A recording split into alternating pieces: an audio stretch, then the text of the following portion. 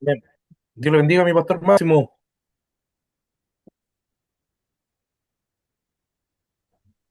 Mi hermano Sebastián, Dios me lo bendiga. Vamos a empezar ya las clases. Tengo a mi pastor Hipólito, mi pastor Fernando, mi pastor Juan Carlos Lucero. Dios me lo bendiga, le damos la bienvenida. El micrófono ahí, mi pastor Juan Carlos. Dios le Dios le bendiga, mi bendiga. hermano. Dios le bendiga. Amén, mi pastor Hipólito. Dios me Bendiciones, lo hermano. bendiga. Mi Dios pastor le Juan bendiga a Carlos. todos. Amén. Dios me los bendiga a todos. Amén. Bueno, queridos pastores, hermanos, vamos a dar comienzo a nuestras clases del día de hoy. Amén. Así que Dios les bendiga grandemente a todos los hermanos. Bueno, me han hablado pastores por interno que por X motivo en el ministerio no van a poder estar hoy día con nosotros. Pero lo importante es que queda todo grabado, amén. Así que ya estamos grabando ya. Y como es de costumbre, la linda costumbre que tenemos, amén, vamos a empezar con una oración. Mi hermano Cristóbal, desde Chillán, Amén. nos puede guiar en una oración para empezar estas clases, amén. Dios me lo bendiga. Amén. Padre, Señor, gracias te damos en esta hermosa tarde, Dios mío, por permitirnos, Señor, estar conectados, Dios, para recibir, Dios mío, la enseñanza en esta tarde, Dios. Prepara nuestros corazones, nuestro entendimiento, Dios mío, quita, llévate toda preocupación, Señor, toda angustia, de manera que hoy podamos estar receptivos, Señor, a la enseñanza, Dios mío, llévate todo cansancio, Señor. Amado Dios, toda enfermedad, todo quebranto en el nombre de Jesús de Nazaret, mi Dios amado. Señor, bendiga a cada pastor, Señor, que está con nosotros, bendiga a cada hermano, Dios mío, bendiga, Señor, nuestro hermano Patricio, Señor, dale sabiduría, Dios amado, Señor, que sea usted recordándole todas las cosas, Señor, para las cuales hoy se preparó para darnos esta clase, Dios mío, ponga fluidez, Señor, amado Dios, palabras claras, sencillas, para poder recibir en esta tarde la enseñanza, en el nombre de Jesús. Amén y amén. Gloria a Dios, gloria a Dios. Gloria a Gloria a Dios. Dios para siempre. Dios le bendiga a mi hermano Samuel. Un gusto saludarle. Ven, Bueno, amén. Dios hermanos les bendiga amados, a todos. antes de empezar ya a dar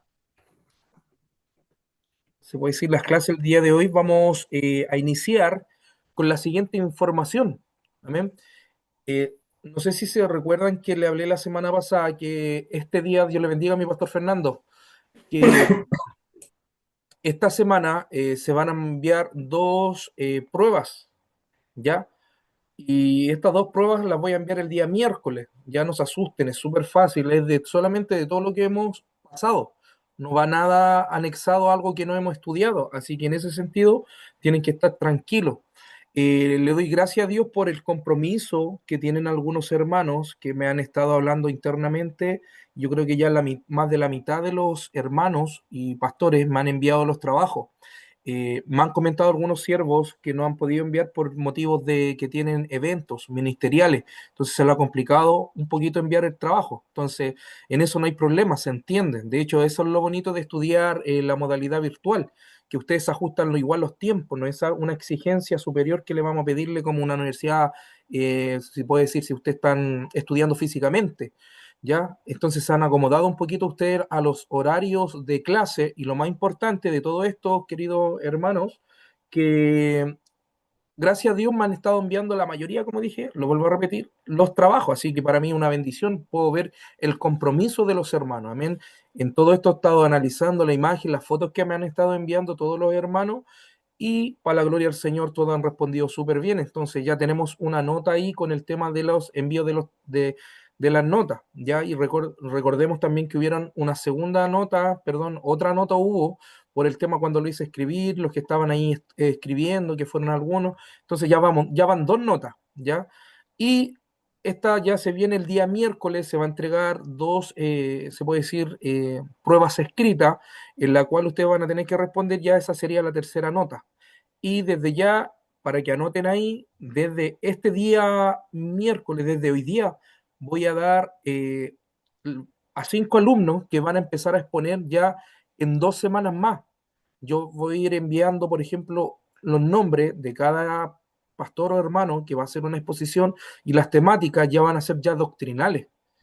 y va a tener tienen 15 minutos para poder exponer cada, se puede decir, temática o doctrina que se le va a entregar la temática, ¿ya? Por ejemplo, para que anote ahí, al tiro, tenemos a nuestro hermano Cristóbal, de aquí en 2 lunes más, mi hermano Cristóbal va a tener que exponer. Yo le voy a dar por interno en la temática, ¿ya? Tengo a mi pastor Amén. Máximo, que también va a exponer en 2 semanas más. Tengo a mi pastor Hipólito, también va a exponer en 2 semanas más. Mi pastor Juan Carlos Lucero en 2 semanas más. Y mi hermano Sebastián Mora, ¿ya? Así que van a ser ellos las 5 primeras exposiciones de temática o doctrina en la cual se le va a estar entregando. Recordemos que cada temática tiene que ser de una perspectiva pentecostal, ¿ya? Sabemos que hay muchas teorías. Yo por interno, Bueno, yo creo que Patricio, ¿sí? Mi una pastor, consulta. 2 semanas más sería el 17 de noviembre. sí, Ya. sí, para que lo anote ahí mi pastor, perdón, mi pastor Hipólito. Y esa va a ser ya la tercera evaluación, ¿ya? Y esta para mí es bien importante. ¿Por qué? Porque esta, se puede decir, presentación que va a hacer cada hermano, no tan solo se va a ver, la vamos a tener nosotros, sino que nosotros igual vamos a enviarla como una pequeña referencia de exposición para Estados Unidos, ¿ya? Porque ellos igual me van a orientar en ese sentido los profesores que vamos a coger. Recuerden que la linda bendición que hay acá de que ustedes estén estudiando, no tan solo van a estudiar, sino que de aquí van a salir quizás futuros profesores. La idea es que nosotros quedemos con, aparte de recibir el título académico, podamos de acá mismo, si está creciendo esta linda bendición de la universidad como está en Exaca, podamos sacar de acá mismos profesores. Entonces, si usted pone y tiene ese querer, porque dice la Biblia, ¿no es cierto?, que Dios pone el querer como el hacer, pero si usted dispone su corazoncito, ¿cómo sabe, hermano amado? Usted el día de mañana puede estar junto a nosotros ejerciendo la linda labor de enseñar. Amén. Así que no sé si lo anotaron, mi pastor Máximo, mi pastor Sebastián, mi pastor Cristóbal, mi pastor Hipólito, ¿ya? Van a ser los 5 primeros expositores del día, me dijo 17 de noviembre, ¿no es cierto, mi pastor Hipólito? El 17 de noviembre. Yo creo que de aquí al Amén, miércoles, mi hermano. ya, de aquí al miércoles vamos, bueno, yo les voy a dar la temática por interno, ya, después que se preparen los demás hermanos, porque ellos igual van a hacer la exposición. Todas estas exposiciones van a verla ya en Estados Unidos, ya. Esta es una nota súper importante que vamos a estar colocando, las que se van a ir para Estados Unidos, ya. Y me parece que ahí estamos con la información. Recuerde que me faltan tareas por entregar. Si pueden entregar las tareas, me las puedan enviar por interno. ¿Por qué? Porque también es una nota para evaluar. O sea, igual vamos a tomar esa nota y también la vamos a dejar como el tema del diplomado. Recuerde que necesitamos, esto igual que una universidad, se puede decir secular. Todas las notas que estamos colocando, tarde o temprano se va a sumar todo eso y usted se va, se puede decir, graduar o licenciar, ¿no es cierto?, sacar su diploma con una nota equivalente. Y todo eso va en el desempeño de ustedes. Hasta el día de hoy, para que estén tranquilos, no hay ni un rojo, no hay ni un 2 ni un 3 ni un 4 así que lo ideal es que ahí vamos a estar aplicando siempre el interés, hermano. Eso es lo que uno más ve, el interés de los hermanos que quieran poder aprender. Hasta el día de hoy yo puedo agradecer al Señor porque hay hartos hermanos que están desde el principio con nosotros. Amén. A pesar, yo igual en esta hora quiero honrar a ciertos pastores y hermanos que están estudiando, aparte que están estudiando con nosotros, también hay pastores que están estudiando anexo a nuestra universidad. Entonces, imagínense el desempeño, para mí una bendición igual que puedan estudiar con nosotros, a pesar de que ellos también están tomando otros tipos de estudios. Entonces, Dios bendiga grandemente y Dios le dé la fuerza a cada hermano y pastor que está estudiando, aparte con nosotros, Dios les dé la fuerza y que puedan ser capacitados en todo sentido. Amén. Dios le bendiga a mi pastor Josué, Dios le bendiga y están entrando más hermanos. Bueno, hermano, esa es la información del día de hoy. Recuerden, en 2 semanas más, 5 expositores van a dar a conocer una temática o un tema de doctrina, ¿ya? Para que estén los hermanos que están llegando, para que estén también ellos al tanto. Amén. Y Terminado con la información, vamos a pasar a las clases de hoy día de noviembre, número 3 del 11 del 2025. Amén. Vamos a seguir la malla curricular. Recuerden que son dos mallas ahora que vamos a tocar por clase, que una que es histórica y bíblica y la otra que es teológica, ya para que vamos complementando. Lo teológico van a salir en lo teológico y en lo histórico vamos a tocar doctrinas, ¿ya? Por ejemplo, hoy día vamos a tocar dos doctrinas muy importantes y muy elementales para nosotros, a pesar de que son doctrinas secundarias que nos afectan en la salvación. Igual vamos a tocarlas, para que usted ya anote ahí. Hoy día vamos a hablar sobre el diezmo y también vamos a hablar sobre el reinado de Melquisedec, ¿ya? Porque ahí hay unas teorías. Y esa teoría la vamos a dejar hoy día bien, se puede decir, dada con comprensión. ¿Por qué? Porque algunos piensan que han escuchado hablar de la cristofanía o teofanía, algunos, ya las manifestaciones. Entonces, vamos a hablar hoy día, vamos a interpretar el suceso que tuvo Abraham con Melquisedec, ¿ya? Porque algunos creen incluso una preencarnación de Jesús, ¿ya? Y eso también es elemental poder tenerlo claro. ¿Qué fue esa manifestación? ¿Por qué Pablo lo habló en hebreo, en los libros de los hebreos, a pesar de que no se sabe quién escribió hebreo, pero por las características elementales, cómo se dieron las cosas, yo creo que fue Pablo. Entonces, todos los teólogos ahí tienen, quizá algunos dicen fue Lucas incluso. Entonces, pero lo ideal es que podamos aprender la eterna palabra de Dios, ¿no es cierto? Y la misma palabra se interpreta a sí misma, así que vamos a ver hoy día lo que es el diezmo y Melquisedec. Amén. Dicho esto, vamos a irlo a la diapositiva, cuaderno, lápiz. Amén. Lo importante es que ustedes puedan tener su cuadernito y su lápiz también, hermano. Amén. Deme un segundito para ver acá. Vamos. Lo estoy grabando, tengo un problema de compartimiento de pantalla. Entonces, esto todavía no lo puedo zanjar bien, hermanos. Eh, acá está. Ya. Me avisan si sale la diapositiva ahí, hermano. No sé si todavía se ve. A ver. Ahí está. Si me pueden confirmar. Ahí sí, mi hermano Patricio. Sí, hermano Patricio, ahí sí. Ya. Sí, ahí está saliendo.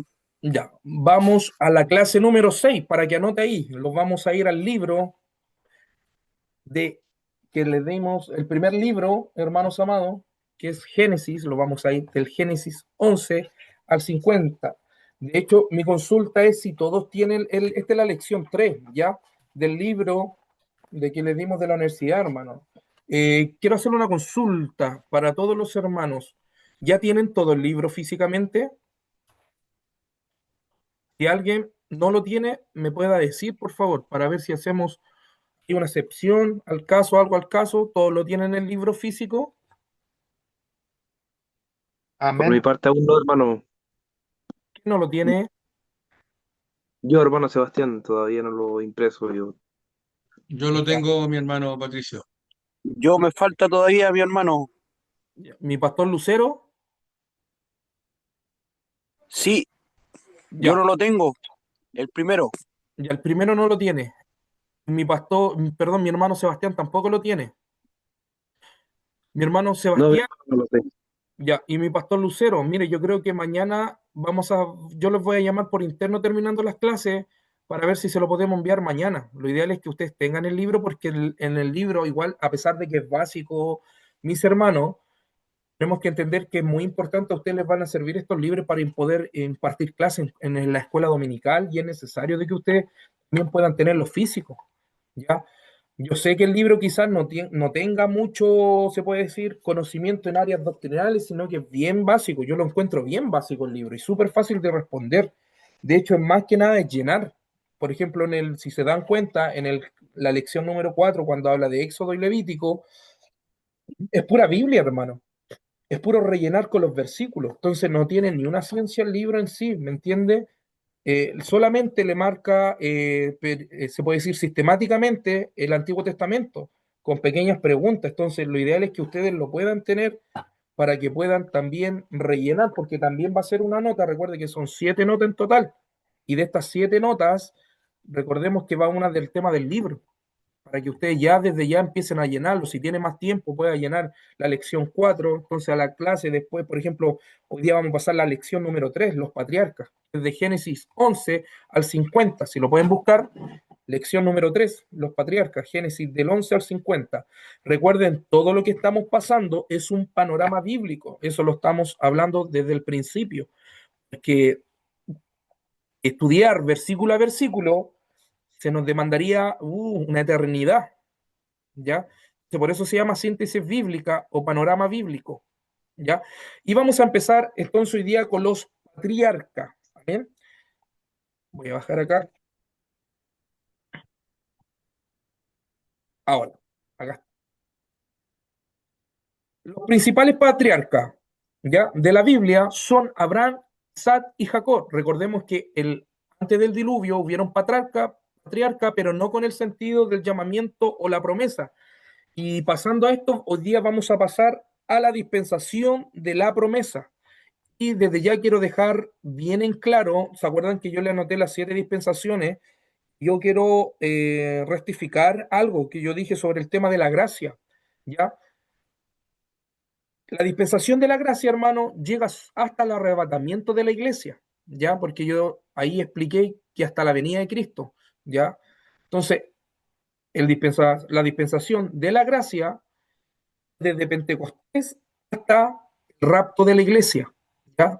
Recuerden que después, en la semana 70 de Daniel, en los 7 años de la gran tribulación, la tribulación y la gran tribulación, Dios vuelve a tratar con su nación, ya hasta que se cumpla la promesa de que todo Israel será salvo. Recuerden que hay un trato personal que tiene Dios con la nación de Israel. ¿Ya? La dispensación entonces de la gracia es de, ¿no es cierto?, la ascensión de Jesucristo, derramamiento del Espíritu Santo, hasta el rapto de la iglesia, para corroborar y corrificar, perdón, que lo anuncié mal. Entonces igual tengo que reconocer que me equivoqué en ese sentido, ¿ya? Es hasta el arrebatamiento la gracia de Dios, hasta ahí nomás llegó la gracia de Dios. Ahora, ahí también hay un punto, porque muchos creen que el Espíritu Santo, hermanos amados, para dejar también claro esto, muchos creen que el Espíritu Santo se va a ir con la iglesia en el arrebatamiento, ¿ya? Eso no tiene ni un sustento bíblico. De hecho, hay un puro versículo que dice que os tomaré a sí mismo, ¿ya? Eso se refiere a lo que Cristo va a hacer con la iglesia, pero no tiene nada que ver la fuerza, se puede decir en este sentido, el Espíritu Santo, el agente convencedor, ¿no es cierto? Porque el Espíritu Santo, recuerde que es una deidad, es la tercera persona de la Santísima Trinidad. Entonces, al decir que el Espíritu Santo se va a ir, ya estamos cayendo en un horror, se puede decir doctrinal y en una herejía. ¿Por qué? Porque el Espíritu Santo, recordemos que tiene los mismos atributos que Dios. Y el atributo del Espíritu Santo es omnisciente, omnipresente y omnipotente. ¿Ya? El Espíritu Santo está en todos lados. Dios está en todos lados. Entonces el Espíritu Santo queda después del arrebatamiento de la iglesia. Ahora, obviamente, trabaja como trabajó en el Antiguo Testamento. Por ejemplo, los 2 testigos no podrían hacer los milagros si no está el Espíritu Santo. Israel no sería salva si no está la gente convencedor. Entonces el Espíritu Santo en ningún momento se va en la tribulación y en la gran tribulación. Ya, hermano, para que anoten eso, porque anda una corriente diciendo que el Espíritu Santo se va. No, no se va el Espíritu Santo. Al momento de decir que se va, estamos diciendo que el Espíritu Santo no es una deidad, y el Espíritu Santo es una deidad. De hecho, se van a seguir salvando gente en el periodo de la gran tribulación. Eso lo vamos a ver más detalladamente, lo vamos a ver en la escatología, ¿ya? Obviamente pretribulacionalista, ¿ya? Entonces, Bueno, pasamos, Patricio, ¿sí? Mi pastor Fernando. disculpe que lo moleste, disculpe que lo moleste, no sé si soy yo que estoy teniendo alguna interferencia con lo que usted está pronunciando o viene de allá, porque lo Mm, escuché bien cortado. no. ¿Se escucha bien? Si alguien me puede corroborar. Si se escucha Sí, se bien, escucha bien, ¿eh? Sí, se escucha Sí, bien. hermano, se escucha bien, yo lo escucho bien a usted. ya. Y Mi entonces le pastor digo, se Fernando, escucha bien. no, Ya, entonces, muchas gracias. ya. Bueno, lo vuelvo a repetir, mi pastor Fernando. Nosotros creemos las dispensaciones bíblicas. No sé si me escucha mi pastor Fernando. Ahora, de hecho, igual va a quedar mi pastor va a Sí, quedar, sí, lo estoy escuchando ahora mejor. Debo ser yo que debo tener por acá a veces alguna interferencia de ya. internet.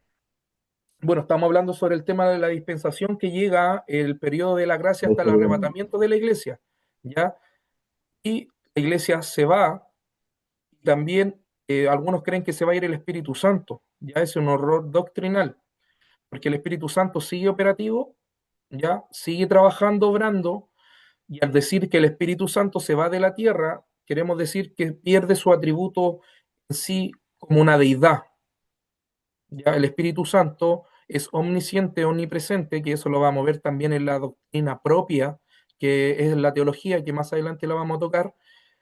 Entonces el Espíritu Santo va a seguir trabajando, obviamente no como lo trabaja en la iglesia, con los dones que dota la iglesia, sino de otra forma.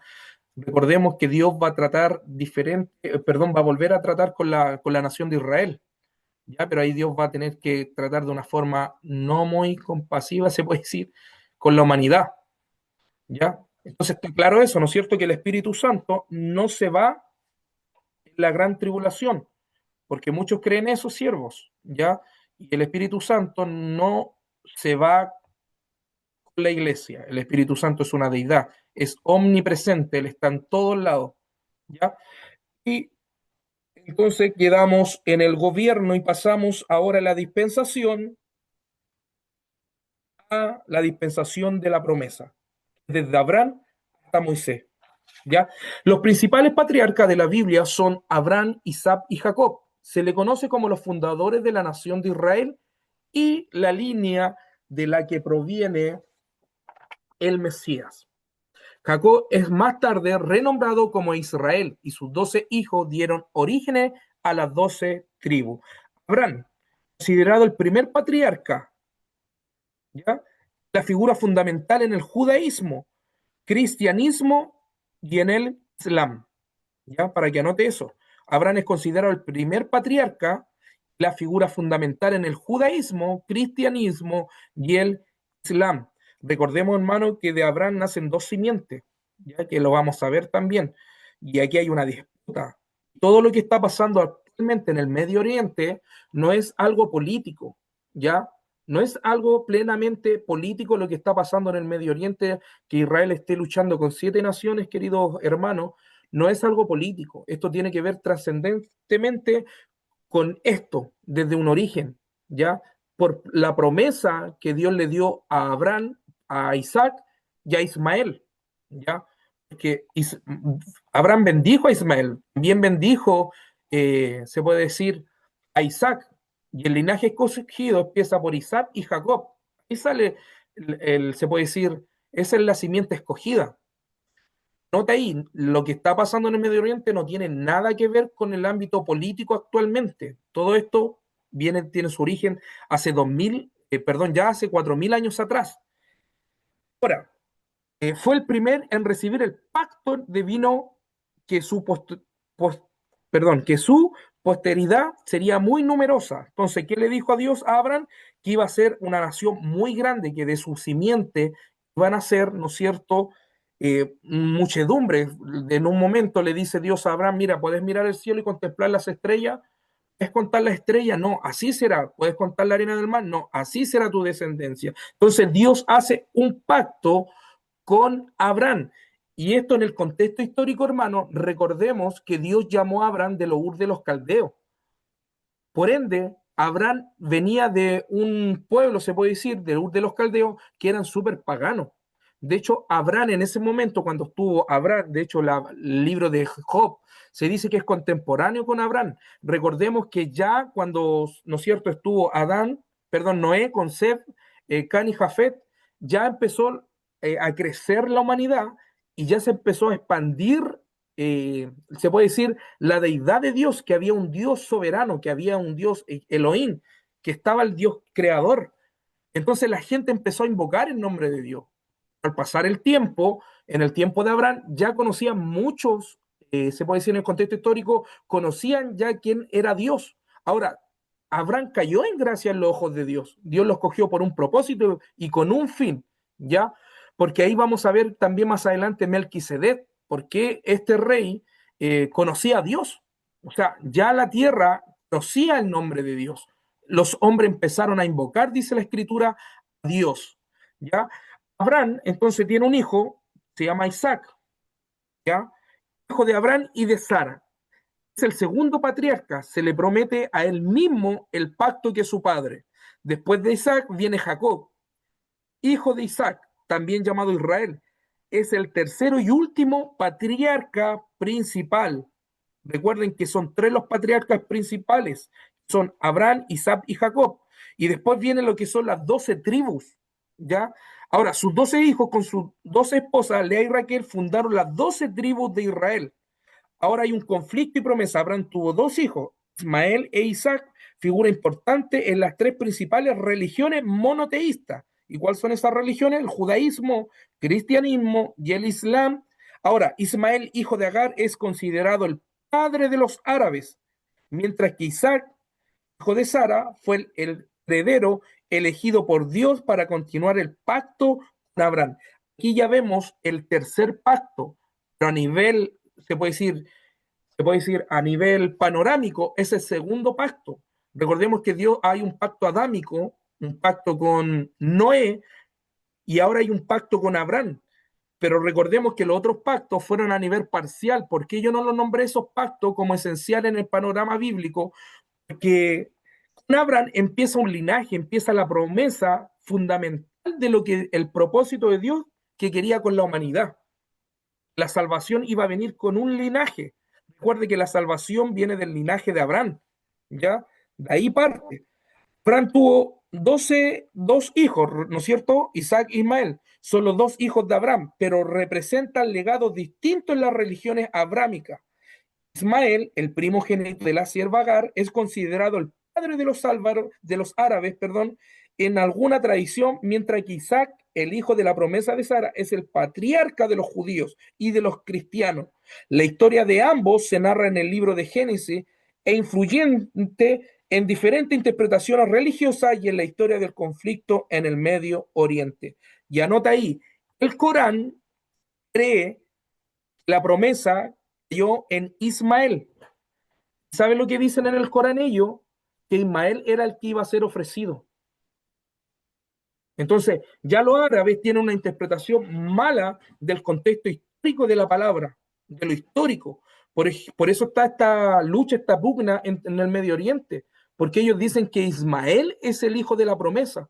En cambio, los hechos, la palabra, nos dan a conocer que esta promesa cayó a Isaac y de Isaac pasó a Jacob. Recuerden que Abraham no podía tener, la esposa de Abraham no podía tener hija, entonces, ¿qué hizo Agar? Fue se puede decir, una sierva de Sara. Entonces le dijo, como yo no puedo tener hijos, le pasó a la sierva. Entonces después ahí hubo una disputa, Sara se sintió un poquito pasada a llevar, ¿no es cierto? Y lo más terrible, queridos hermanos, que Abraham tuvo que escoger la simiente bendita y tuvo que desechar, por eso digo lo más terrible, que tuvo que desechar a su hijo Ismael, ¿ya? Y de ahí de Ismael nacen todos los árabes, ¿ya? Ahora, Isaac, el origen, hijo de Abraham, y Sara, el hijo de la promesa. ¿Cuál es la tradición? El patriarca del pueblo judío. Ahora, el rol esencial de Isaac en la Biblia fue el hijo elegido para continuar el legado y el pacto de Abraham. Ahora, Ismael, su origen, es hijo de Abraham y su sierva Agar. ¿Cuál es la tradición? Se le considera centro de las tribus de los árabes. Recuerde que Isaac es el ancestro de los árabes. Aquí tengo Isaac, aquí tengo la figura de Isaac para que pueda ver en pantalla. Es el patriarca, ¿no es cierto? Y ahí está su origen. El origen del significado del nombre de Isaac, para que lo anoten ahí, Isaac significa el que ríe. Y recuerde que todos los nombres de la Biblia tienen, se puede decir, una connotación profética. Todos los nombres, por ejemplo, Jacob, ahí lo vamos a ver más adelante, que significa el usurpador, y tiene doble significado su nombre, ¿ya? En hebreo, Isaac significa el que ríe o risa, porque sus padres se rieron al escuchar la promesa de Dios de tener un hijo en su vejez. A todo esto, si alguien me puede responder para los estudiosos de la Biblia, ¿Cuántos años tenía Abraham cuando nació? Bueno, Sara quedó embarazada encinta. Si alguien me puede responder eso, sin exponer a nadie. En el que quiera responderlo, pongámoslo dinámico ahí, hermanos. Se cree que alrededor de 100 años, hermano Patricio. Amén. Amén, mi pastor. 100 años tenía, literalmente tenía 100 años Abraham y Sara tenía 90 años. Imagínense cuando Abraham vio a los ángeles, ¿no es cierto? Estuvo con ellos, comió con ellos, mientras estaba preparando Sara, se dice la historia, narra la historia en Génesis, que se rió, como yo siendo tan anciana, ¿no es cierto? A mi edad voy a quedar encinta, o sea, no creyendo. Y ahí vienen los ángeles y dice, oye Sara, ¿acaso habrá algo imposible para Dios? Oiga hermano, porque el Dios que tenemos es un Dios grande, poderoso. Ahí nace el nombre de Isaac, y que significa el que ríe o risa, porque sus padres se rieron al escuchar la promesa de Dios de tener un hijo en su vejez. Ahora, el sacrificio de Isaac. Dios le pide a Abraham que sacrifique a Isaac, pero en el último momento Dios provee de un carnero para el sacrificio. Y este es el evento, póngale ahí, el evento profético y futurista que iba a ser en Jesús la promesa del sacrificio. Ya ahí podemos ver el primer sacrificio que Dios estaba literalmente, que un hombre le estaba dando. Recordemos que antes ya le estaban ofreciendo ya adoración a Dios, pero este sacrificio, imagínense, yo siempre me he hecho la pregunta, ¿qué pasa si hubiera llegado o se hubiera hecho esto en Isaac? Ahí queda una interrogante. Pero lo lindo de esto, hermano, que Dios se provió de un cordero. Dios se probó de un holocausto, se puede decir, ¿ya? Y ese se puede decir que es el primer, ¿no es cierto? Se puede decir lo visible, tangible que está sucediendo en Cristo. Recuerde que son prefiguras, y esto vamos a dejarlo bien claro, que no existe una preencarnación en el Antiguo Testamento. Sí, yo creo que hubo cristofanía, ¿ya? La teofanía de Dios también se manifiesta en toda la Biblia, ¿ya? Pero la cristofanía no en todo se puede decir, son los acontecimientos, se puede decir que Cristo estuvo ahí. ¿Ya? Ahora, el legado. Isaac continuó la obra de su padre de difundir el monoteísmo. Monoteísmo, recuerde, un solo Dios, y recibir la promesa de Dios de bendecir su descendencia, su descendiente, y entregarle la tierra prometida. ¿Sabe qué, hermano? Yo tengo un problema con los lentes. Fui al oculista por el tema haciendo un pequeño, y sabe que me mareo con los lentes, donde no estoy acostumbrado a usarlo.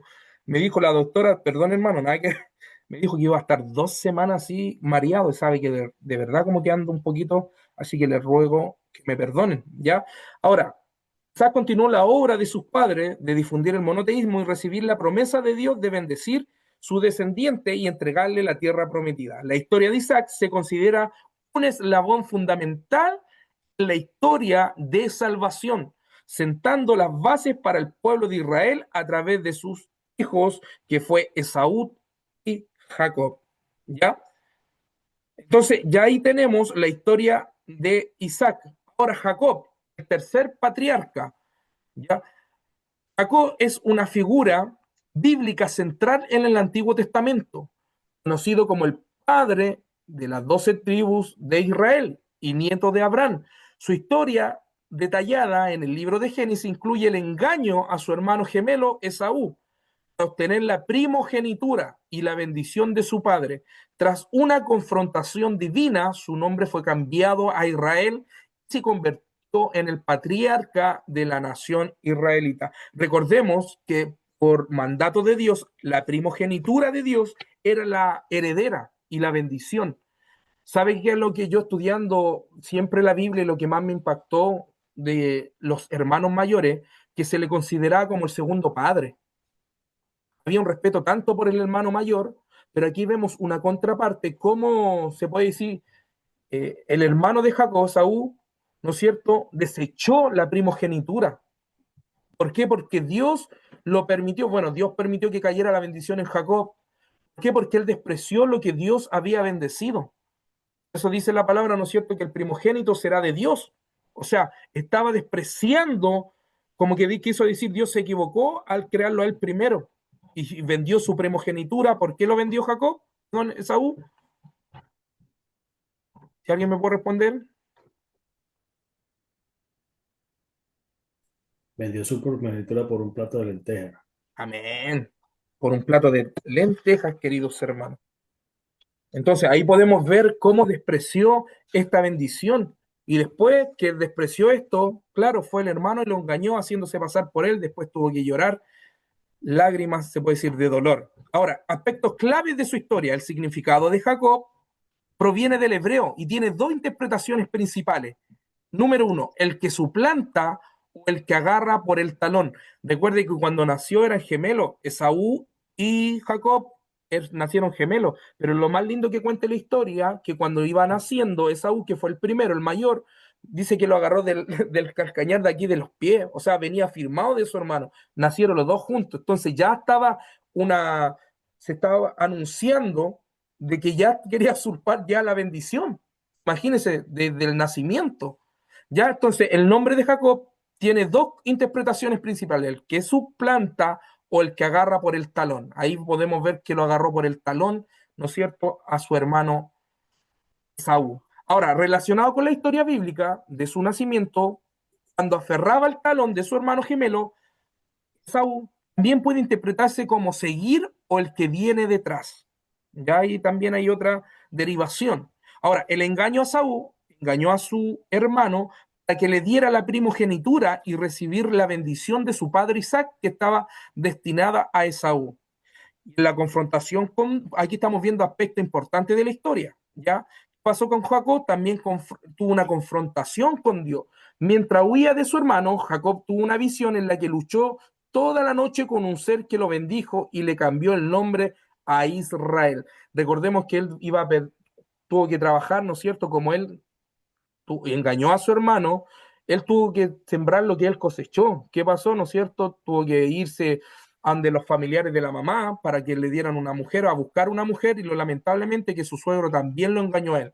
También le pasó lo mismo, por eso esto es lo que uno siembra cosecha. ¿Qué pasó? Que después él tuvo que devolverse, ¿no es cierto? A poder, Dios le dice, Jacob, sabes que vuélvete a la tierra de tu padre. Entonces ahí Jacob fue y tuvo miedo, pensaba que su hermano lo iba a matar, porque le dijo Esaú que cuando falleciera su padre lo iba a matar. Entonces, ¿qué pasó con Jacob? Se tuvo que devolver, Dios le hizo el llamado, y aquí Dios le da una promesa y luchó con el ángel de Jehová. ¿Ya? Dice que luchó hasta que rayó el alba, imagínense la fuerza que tenía, yo me imagino, era hombre de campo, hermano. Jacob era hombre de campo, trabajaba la tierra. Amén. Tuvo que trabajar 7 años por Raquel, ¿y qué pasó? El suegro le metió cuando se iba a casar, le hizo fiesta y le metió a Lea. Tuvo que trabajar 7 años más, después, al final tuvo, ¿sabe cuántos años trabajando? Más de 20 años estuvo trabajando el suegro gratis, su hija. Ahora, el matrimonio y familia numerosa. Jacob tuvo 12 hijos: Rubén, Simeón, Levi, Judá, Isaacar, Zabulón, Dan, Neftali, Gad, Aser, José y Benjamín. Recordemos que José era el que amó. ¿Por qué? Porque Raquel, como no era estéril, amó más a José. ¿Ya? Entonces José, podemos ver que ahí Dios ya venía en la promesa con José. José también es una prefigura de Jesús. ¿Ya? Para que ustedes vean que no existe se puede decir, una preencarnación de Cristo en los personajes que se nombran en la Biblia. Y ahora vamos a tocar ya ese tema sobre el Melquisedec, porque hay algunos que creen que es una preencarnación de Jesucristo, y eso es falso, hermano. Ya, ahí ya hicimos un panorama bíblico sobre lo que es Abraham, Isaac y Jacob. Ahora, vamos a irnos inmediatamente a un poquito a la historia de Abraham, ¿no es cierto? Al panorama de Abraham. Abraham se establece en Canaán, ya, y eso lo vemos en Génesis 12 al 14. Ahora, su llamamiento de ir a Canaán es en Génesis 12, del 1 al 9. Su descenso a Egipto es en el capítulo 12, del 10 al 20. Y aquí yo quiero dar un poquito esta diapositiva que vamos a tocar doctrina. Ya vamos a tocar doctrina. Es importante tocar igual doctrina porque hay muchas cosas que se están enseñando, hermano. Son erróneas. Dicho esto, vamos a irlos a la siguiente diapositiva, que la tengo acá. Melquisedec. Esto le va a servir mucho. ¿Por qué? Porque siempre cuando llegan hermanos, llegan con preguntas. Entonces, de repente no podemos responderle lo que nosotros creemos o lo que nosotros pensamos. Siempre nosotros tenemos que responder bajo una perspectiva bíblica. ¿Ya, hermanos? Siempre de una perspectiva bíblica. Recuerde, nosotros tenemos que ser bibliocéntrico, cristocéntrico en todo. ¿Ya? ¿Sacan saber ahí Melquisedec? ¿Sacan saber, mi hermanos amados? Si alguien me puede... Amén, amén. Ya. Sí, sí, amén, amén. Sí, amén. Ya, la Biblia, ¿no es cierto? En el descenso en Egipto, si se pueden ir a la Biblia, en Génesis capítulo 12, lo ideal es que ustedes estén con su Biblia igual, hermano, ¿ya? Siempre con Biblia en manos. Nos narra una historia de qué pasó con Abraham. Vamos a hablar del tema del casamiento igual, hermano, ¿ya? Que también es algo muy importante que tenemos que aclarar, ¿ya? Que lo vamos a Génesis, ¿no es cierto? Hacemos el ascenso del capítulo 12, después viene el ascenso, después la separación de Lot, del capítulo 13, la tierra prometida, en el capítulo 13, el rescate de Lot, en el capítulo 14, y la bendición en el capítulo 14. Vámonos con ello al Génesis capítulo 14, ¿ya? Del 17 al 24, vamos a leer, ¿ya? Y vamos a dejar bien claro esta doctrina, hermano. Dice, en el nombre del Señor, dice, cuando volvió de la derrota de Kedorlaomer y de los reyes que con él estaban, salió el rey de Sodoma a recibirlo al valle de Sabe, que es el valle del rey. Entonces, pongamos atención aquí. Melquisedec, rey de Salem y sacerdote del Dios Altísimo, sacó pan y vino y le bendijo diciendo, bendito sea Abraham, del Dios Altísimo, creador de los cielos y de la tierra, y bendito sea el Dios Altísimo que entregó tus enemigos en tus manos, y la dio a Abraham, y le dio a Abraham los diezmos de todo. Entonces el rey de Sodoma dijo a Abraham, dame las personas y toma para ti los bienes. Y respondiendo Abraham al rey de Sodoma, se alzó, he alzado mi mano a Jehová Dios Altísimo, creador de los cielos y de la tierra, que desde un hilo hasta una correa de calzado, nada tomaré de todo lo que es tuyo, para que no digas yo enriquecí a Abraham, excepto solamente lo que comieron los jóvenes y la parte de los varones que fueron comidos en Aner, Escol y Manre, los cuales tomaron su parte. Amén. Hermanos amados, aquí hay un contraste sobre el rol de Melquisedec. Si alcanzan a ver la diferencia clave entre Melquisedec y Jesús. Yo escuché un movimiento bien carismático. Hermano, yo por respeto no voy a dar el nombre de esta institución, diciendo que Melquisedec era Jesucristo preencarnado. A mí se me hizo urgente, hermano, sacar este estudio y que ustedes también están estudiando con nosotros puedan entender esto. Cuando nosotros hablamos de una preencarnación, queridos hermanos, estamos hablando de que Jesús se encarnó en un ser, se puede decir, en un hombre, para poder darse a conocer o para presentar una prefiguración. Recordemos que Dios le preparó un cuerpo a Jesús. Es imposible que Jesús haya venido antes a reinar cuando había un plan de salvación en la humanidad. Eso aquí es importante que usted anote, diferencias clave entre Melquisedec y Jesús. Ahora, el rol de Melquisedec era un rey sacerdote del Antiguo Testamento, mientras que Jesús es el sumo sacerdote del Nuevo Testamento. Entonces, son dos cosas distintas. Jesús es el sumo sacerdote y el rey Melquisedec fue sacerdote del Dios Altísimo. ¿Ya? Ahora, figuración. Melquisedec es visto como un tipo de Cristo, pero no es Cristo, ¿ya? Melquisedec es un tipo de Cristo, anote ahí, una figura que señala hacia adelante y apunta a la realidad de Jesús como el verdadero sumo sacerdote, ¿ya? En la humanidad, el rey Melquisedec, ¿no es cierto?, fue un hombre real, rey de Salem. A todo esto, ¿quién sabe qué es Salem? ¿Alguien me puede ayudar con eso? Jerusalén. Amén. O Belén también, ¿ya? Entonces, el rey Salem, la descripción de sin padre, porque en Hebreo, ¿no es cierto? Capítulo 7, que lo vamos a leer, si alguien me puede buscar Hebreo, Mi hermano ahí, los que estén ahí con la Biblia, si alguien me puede buscar Hebreos capítulo 7, me parece que es versículo 17. Si alguien me puede ayudar con ese versículo, porque lo vamos a refutar. ¿Ya? Cuando habla ahí en hebreo de Melquisedec. Amén. Ya, Amén, mi hermano. ya. Si alguien me lo puede buscar, me parece que está, ya. Si alguien me puede leer ese versículo y lo vamos a leer detalladamente, hermano, que están haciendo doctrina de esto. ¿Ya? ¿Quién lo tiene?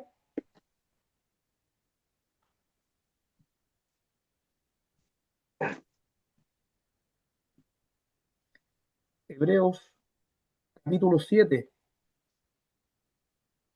¿Alguien lo tiene? Amén, mi hermano Patricio. Yo le doy lectura 7:17. Amén. ¿Sí? Amén. Dice así: Pues se da testimonio de él. Tú eres sacerdote para siempre según el orden de Melquisedec. Ya. Está hablando de un orden, vámonos detalladamente, de un orden cronológico, hermano. Síganos, mi hermano. Amén. 18. Sí, Queda pues abrogado el mandamiento anterior a causa de su debilidad e ineficacia, amén. Siga nomás. pues nada perfeccionó la ley, y de la introducción de una mejor esperanza, por lo cual nos acercamos a Dios. Y esto no fue hecho sin juramento, Amén. porque los otros ciertamente sin juramento fueron hechos sacerdotes, pero este con el juramento del que le dijo: juró el Señor y no se arrepentirá. Tú eres sacerdote para siempre, según el orden de Melquisedec. Amén. Por tanto, Jesús es hecho fiador de un mejor pacto. Bendito sea Dios. Y mire lo que dice, tiene un principio de día ni de vida, sino hecho semejante, y ahí dice, semejante al Hijo de Dios. O sea, Melquisedec es una, se puede decir, prefiguración en Jesús. No está diciendo que sea Jesús, dice claramente, es semejante al Hijo de Dios. Y muchas iglesias pentecostales, hermano, lo que yo le estoy hablando, las iglesias pentecostales están diciendo que Jesús se preencarnó, ¿ya? Y eso es mentira. Ahora, ¿por qué Melquisedec se considera un tipo de Cristo? Es un tipo de Cristo, hermano, no es una preencarnación. ¿Por qué? Porque el sacerdocio, ambos fueron sumos sacerdotes, pero Jesús es el sumo. Recuerde, alguien, me equivoqué, fueron sacerdotes, pero Jesús es el sumo sacerdote. Amén. La bendición, Melquisedec bendijo a Abraham con pan y vino. Jesús repitió este acto con los apóstoles durante la Pascua, instituyendo así el nuevo pacto. Entonces lo damos claramente que fue una prefigura de Jesucristo, lo que iba a ser Jesucristo. Ahora, en el simbolismo, la descripción de Melquisedec, como sin principio ni fin en la Biblia, lo narra Hebreos 7:3, destaca su singularidad y prefigura a la naturaleza eterna de Jesús. No está diciendo que Melquisedec es Jesús. Recuerde la teofanía, que son las manifestaciones de Dios, y en la cristofanía hay manifestaciones en el Antiguo Testamento. En cristofanía sí, por ejemplo, el cuarto varón, nosotros creemos que es una, ¿no es cierto?, no una preencarnación, sino una cristofanía. Eso se llama cristofanía, hermanos, ¿ya? No quiere decir que fue Jesucristo humanizado, ¿ya? Porque eso es una herejía. Se saltaría los principios, ¿no es cierto? Y se saltaría Dios el plan de salvación para la humanidad. Entonces, en ningún momento podemos decir que Jesucristo era Jesucristo preencarnado. Ya no existe esa palabra en el Antiguo Testamento para Jesucristo. Dice la Biblia que Jesucristo es el logo, es la palabra. Recordemos todo lo que anunciaron los profetas, todo lo que anunciaron, ¿no es cierto?, los patriarcas, era direccionado en una profecía futurista, se puede decir, perdón, progresiva, no parcial, en Jesucristo. Entonces Melquisedec se considera un tipo de Cristo. Lo mismo pasa con José. José también es una figura de Jesucristo. ¿Por qué? Porque fue vendido, ¿por cuánto? Por 30 monedas, ¿no es cierto? Fue experimentado también en dolores, ¿no es cierto? Tuvo que estar en una cisterna, tuvo que estar preso, entonces tuvo que estar en el oprobio, tuvo que estar en la desolación, José, lo mismo que pasó Jesús, pero eso es una prefigura o se considera un tipo de Cristo, ¿ya?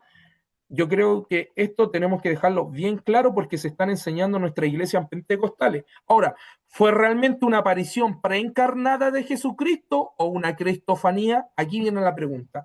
Melquisedec, para entender, era un hombre mortal. La escritura lo presentan como un hombre que reinó en Salem y fue sacerdote del Dios Altísimo. No como una aparición divina, sino lo describe como un tipo de Cristo porque tenía tanto el oficio de rey como el de sacerdote, al igual que Jesús. ¿Ven? Ahora, el sacerdocio sin linaje de los levitas, el sacerdocio de Melquisedec no dependía de una genealogía judía, algo que lo diferenciaba del sacerdocio levítico tradicional. La Biblia muestra que Jesús, aunque tenía una genealogía registrada, también ejerció un sacerdocio que no era de la tribu de Leví, sino según el orden de Melquisedec. ¿Ya?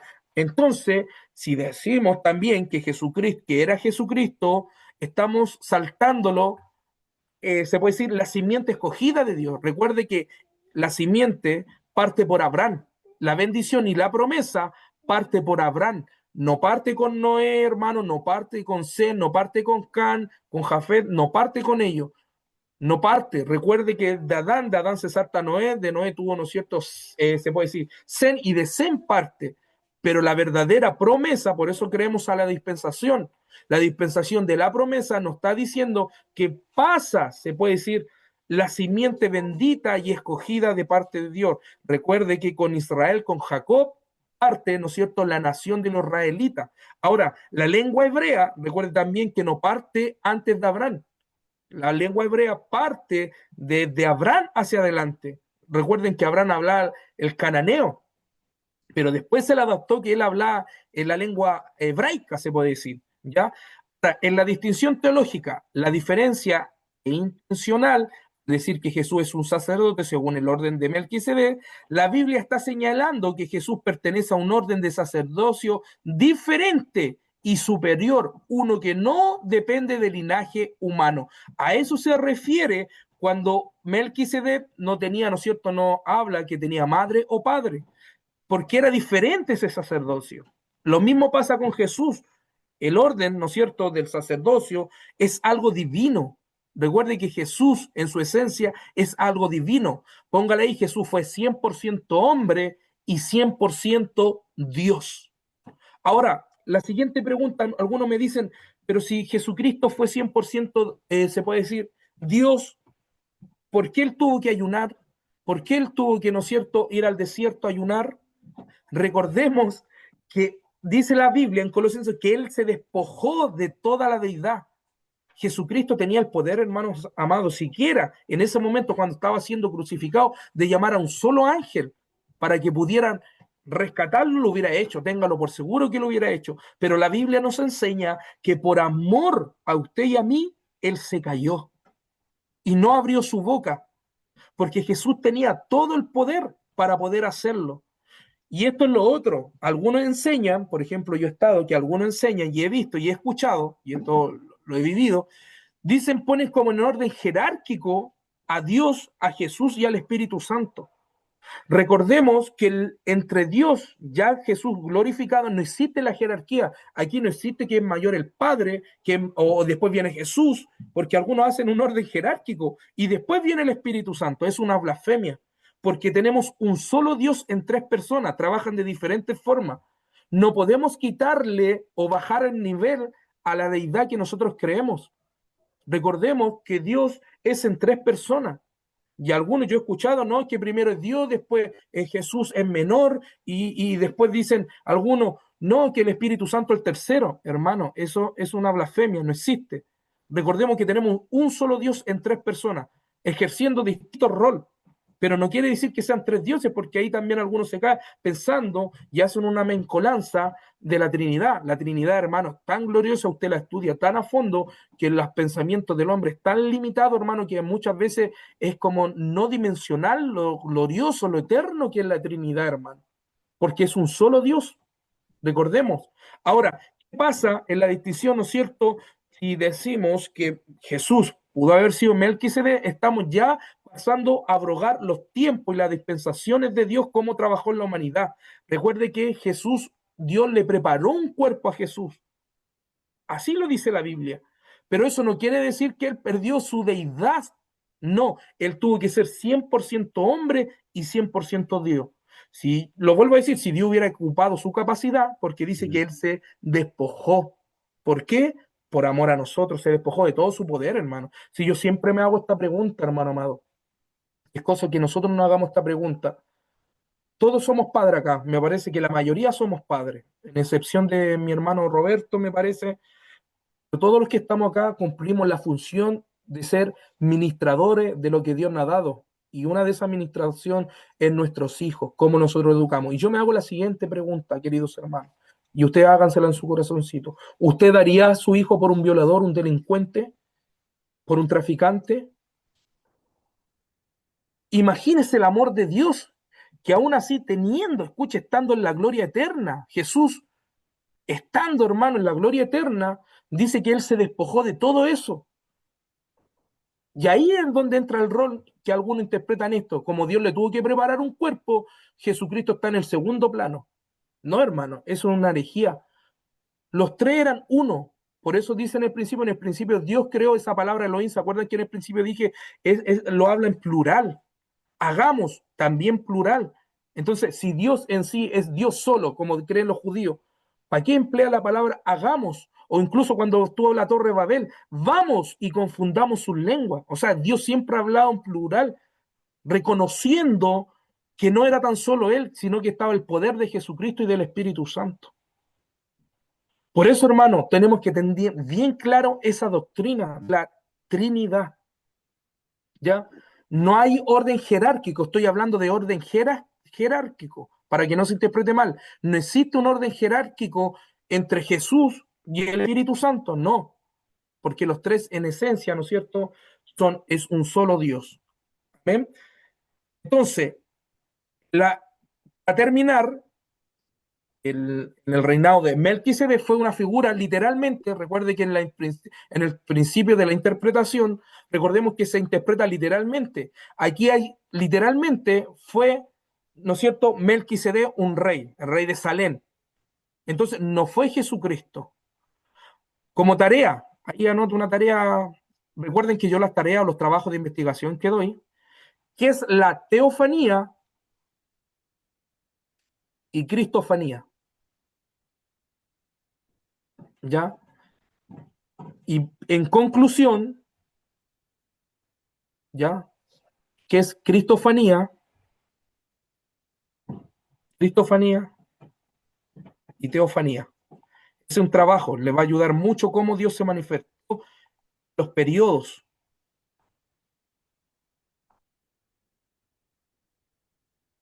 Teofanía y cristofanía.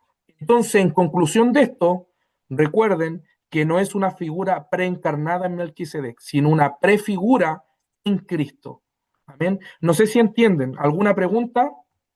¿Alguien quiere preguntar Yo, algo? mi hermano Patricio, Amén. ¿le puedo hacer la pregunta? Sí, por supuesto, mi hermano Samuel. Sí, lo que pasa es que en el capítulo 7 del libro de los Hebreos, versículo 3, ¿cómo explicaríamos esto si, por ejemplo, no sé, pues si se nos pregunta que, bueno, hablando de Melquisedec, donde se refiere ahí el texto sin padre, sin madre, sin genealogía, que ni tiene principio de días, ni fin de vida, Siga leyendo adelante. sino hecho semejante al Ahí Hijo está. de Dios? Ahí está la Sí, respuesta, sino que fue una semejanza, porque recordemos que Jesucristo sí tenía genealogía, en el ámbito cronológico sí tenía. Ahí dice claramente sin padre, sin madre, sin genealogía. ¿Por qué? Porque él lo tuvo, literalmente lo tuvo Melquisedec. pero no sale, se puede decir, en el contexto escrito. ¿Quién eran los padres de Melquisedec? Pero Melquisedec fue 100% algo literal, hermano Samuel. No fue Jesús. No sé si me entiende. Porque dice Sí, no, sí, claramente, lo comprendo. en el mismo versículo 3 dice, y me gusta porque ahí refuta esta preencarnación en Cristo, dice, sino que fue hecho semejante. O sea, fue creado, obviamente en su humanidad, fue creado semejante al Hijo de Dios.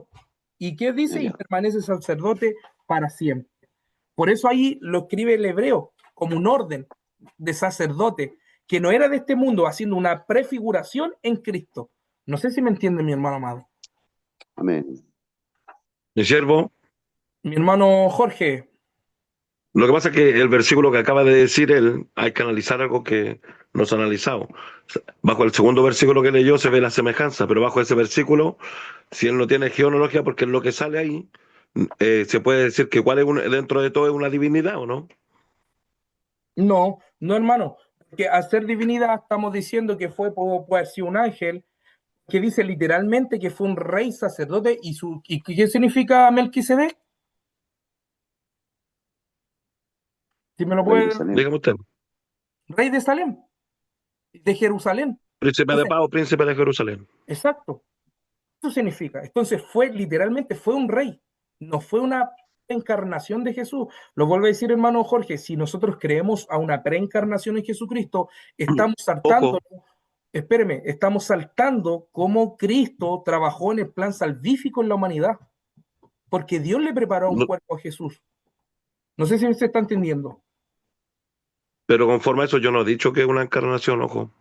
Ah, no, no, no, es que lo que pasa lo enseño porque se está enseñando que es una preencarnación en Cristo, y eso es una Lo que, herejía. claro, yo no estoy hablando de una cristofanía. Lo que estoy diciendo yo, Exacto, eh, usted dice que puede ser una cristofanía. no, lo que pasa es que no estoy diciendo una cristofanía, no es Cristo encarnado. Lo que estoy diciendo yo es que bajo el diseño de Dios, porque se puede ver de distintas perspectivas. Bueno, él es sacerdote, yo soy sumo sacerdote, pero ¿habrá alguien mayor a él? Él creó todo, él creó todo. Sí, pues, ¿Me Jesucristo. entiendo, no? Eh, Bajo la perspectiva del sacerdocio, hay alguien antes de él. No fue el primero. ¿Son? Podemos definir que uno fue sacerdote y el otro sumo sacerdote, pero también Sí, podemos decir, claramente. bajo ese concepto, que hay un sacerdote antes que él. Él no fue el primer sacerdote.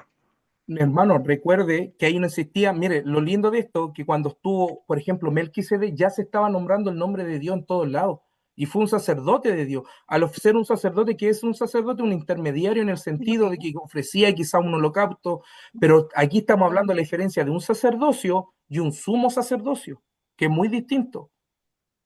No, sí, entiendo eso. A El mí, punto no es ese. por ejemplo, a mí me gusta lo que dice Colosense, que en Jesucristo está ¿qué? ¿Toda qué? La La plenitud plenitud. de la verdad. Exacto. Claro, Entonces, de su ahora, deidad. por eso yo les doy esa tarea, cristofanía, teofanía, poder entender, porque algunos creen que Jesucristo se preencarnó antes. Entonces, lo vuelvo a decir, hermano, si creemos esa teoría o aplicamos esa teoría a doctrina, estamos fallando en algo, que Dios se está saltando los procesos del plan salvífico que venía a futuro, porque recordemos que la dispensación nos enseña, ¿no es cierto?, los periodos de cómo Dios trabajó en la humanidad. Entonces, es necesario entender que es critofanía, que es la prefiguración. Recordemos que José también fue una prefiguración en Jesucristo. Isaac también fue una prefiguración, se puede decir, lo que estaba pasando con Isaac también pudo haber sido, pero no podemos decir que fue Amado, Jesucristo. No sé si amado, el yo concepto. entiendo por lo menos que no una cristofanía, porque como dice usted, bueno, Jesús se humanizó, bueno, pongamos ese término, dentro del vientre de María, ¿cierto? Para cumplir el propósito. Eso se entiende cabalmente. Ahora, lo que me queda la duda, lo que me queda la duda, cuando la Biblia enseña y señala que él no tiene un origen. ¿Me entiendo, no? Estamos claros que murió Abel, nació el hermano Set, y luego Enos empezó a comunicarse de nuevo de Dios, de ahí en adelante, ¿cierto? Eso Sí. lo sabemos. Pero, pero no hay una genealogía que lo diga. Cuando analizamos la Biblia en el libro de Génesis, hay genealogía de los antiguos, ¿cierto? Sí. Pero de ese hombre no hay una genealogía. No, lo que pasa es que recordemos que Adán y Eva tuvo mucho más hijos, hermanos, aparte de Set, ¿no es cierto? Perdón, Claro. aparte de Set. Pero ¿qué pasa? Dios siempre va a querer resaltar lo que Él quiere. ¿En qué sentido? En la promesa, a lo que va direccionado. Por ejemplo, si hablamos, no sé, pues de las 12 tribus, no solamente eran 12 varones, sino también había una mujer.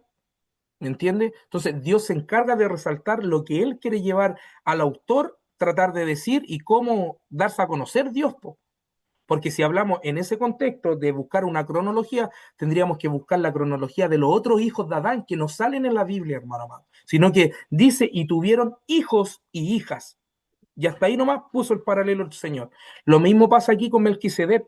No le puso un orden, se puede decir, más allá en un contexto histórico del rey Melquisedec para anunciar que su padre o su madre, sino que hace una presentación solamente en Jesucristo. No sé si me entiende mi hermano amado. Bueno, yo entiendo que no, no una cristofanía, pero igual me cuesta entenderlo al razonar ese versículo, que no tiene principio de día. Eso me cuesta razonar conforme que fuera una persona normal. Claro, es que fue literal, hermano. ¿Por qué lo digo yo? Ahora, ya, vamos, ya, mire, yo voy a dar la primera respuesta que es cristofanía. Yo lo estudié, ya. La manifestación de la cristofanía son la manifestación o operación de Jesucristo en la Biblia ya antes de la encarnación. Eso quiere decir. Por eso yo creo que hubo una cristofanía que se puede decir una representación sí espiritual, pero recordemos que aquí no es algo espiritual lo que estaba pasando con Abraham y el rey Melquisedec, sino que fue algo literal. Ahora, por eso yo digo yo que pudo haber sido en el cuarto varón con Daniel, claro, fue Jesucristo. Lo puedo decir claramente, no preencarnado, sino una cristofanía. Pero lo que pasa con Melquisedec, no puedo decir yo que fue una preencarnación si claramente el libro de Hebreo me está diciendo en el versículo 3 al final que es como el hijo del Dios Altísimo. O sea, es como. No quiere decir que sea Jesús. Lo mismo pasa que el diablo anda como león rugiente. No quiere decir que él sea el león, porque el verdadero león, ¿quién es? Es Jesús. O sea, es una prefiguración. Entonces hay que entender eso, que es una prefiguración y una cristofanía. Mi hermano, no sé quién me está rayando la pantalla, por favor, no rayen la pantalla. ¿Ya? Ahora, eso siervo. Ahora, de este punto de vista, yo entrego y doy a conocer, no es una teoría, están haciendo de esta teoría, se puede decir, están haciendo una doctrina, enseñando que es una preencarnación. Y lo vuelvo a decir, el que quiera creer también que fue una preencarnación, yo le estoy diciendo de antemano que es una herejía. ¿Por qué? Porque no puede saltarse el proceso de Dios, la primogenitura, si Dios lo estableció, ¿no es cierto?, el día y la fecha que tenía que venir Jesús, se iba a dar a conocer en carne, porque decir que es preencarnado, estamos diciendo que Jesús ya había venido antes. Entonces, no, yo no creo eso. La Biblia no corrobora eso, ni se da a creer eso. Jesús haya venido antes, preencarnado. Sí, cristofanía puede ser una aparición divina de Dios, como lo hizo en el libro de Daniel, ¿no es cierto? Una teofanía también, porque recordemos, si en esencia, y esto yo me hago y esto es una pregunta que deberíamos hacernos todos, si Dios hubiera estado en el monte Sinaí, ya cuando se le apareció, ¿no es cierto?, la zarza a Moisés, digamos, en la esencia de Dios, que poder, de Dios emana poder, yo creo que si hubiera sido Dios literalmente, hermano, téngalo por seguro que el mundo hubiera explotado, porque es tan grande el poder de Dios, tan glorioso la manifestación de Dios, que Dios nos toca a nosotros, hermano, yo creo que es un toque pequeño que Dios nos da a nosotros. Y lloramos, nos quebrantamos, pero si Dios mismo en su esencia bajara, hermano, téngalo por seguro, Él no tolera el pecado, no puede ver el pecado, Él consume. Y dice claramente la Biblia que cuando Dios mira la tierra, ¿qué pasa con la tierra? La tierra tiembla. Imagínese el poder de Dios. A Pablo lo dejó con ceguera. Y eso no fue Dios, fue Jesucristo glorificado. Un encuentro que tuvo Pablo, imagínese ver a Dios. Imagínese ver a Dios o que Dios se haga presente. Por eso se llama teofanía o manifestaciones. ¿Me entiende? ¿Tiene alguna pregunta, Hermano Patricio, mi hermano? mire, hermano, ¿me escucha? ¿Sí? ¿Con quién habló? Ya, Mi que Juan pastor. Carlos, mi pastor Sí, Juan Carlos, Dios me lo bendiga. sí. Mire, voy a leer un artículo acá. eh, Dice, pero todo esto lo decimos con referencia a Jesucristo. Él no es descendiente de Leví y nadie de su tribu sirvió como sacerdote en el altar.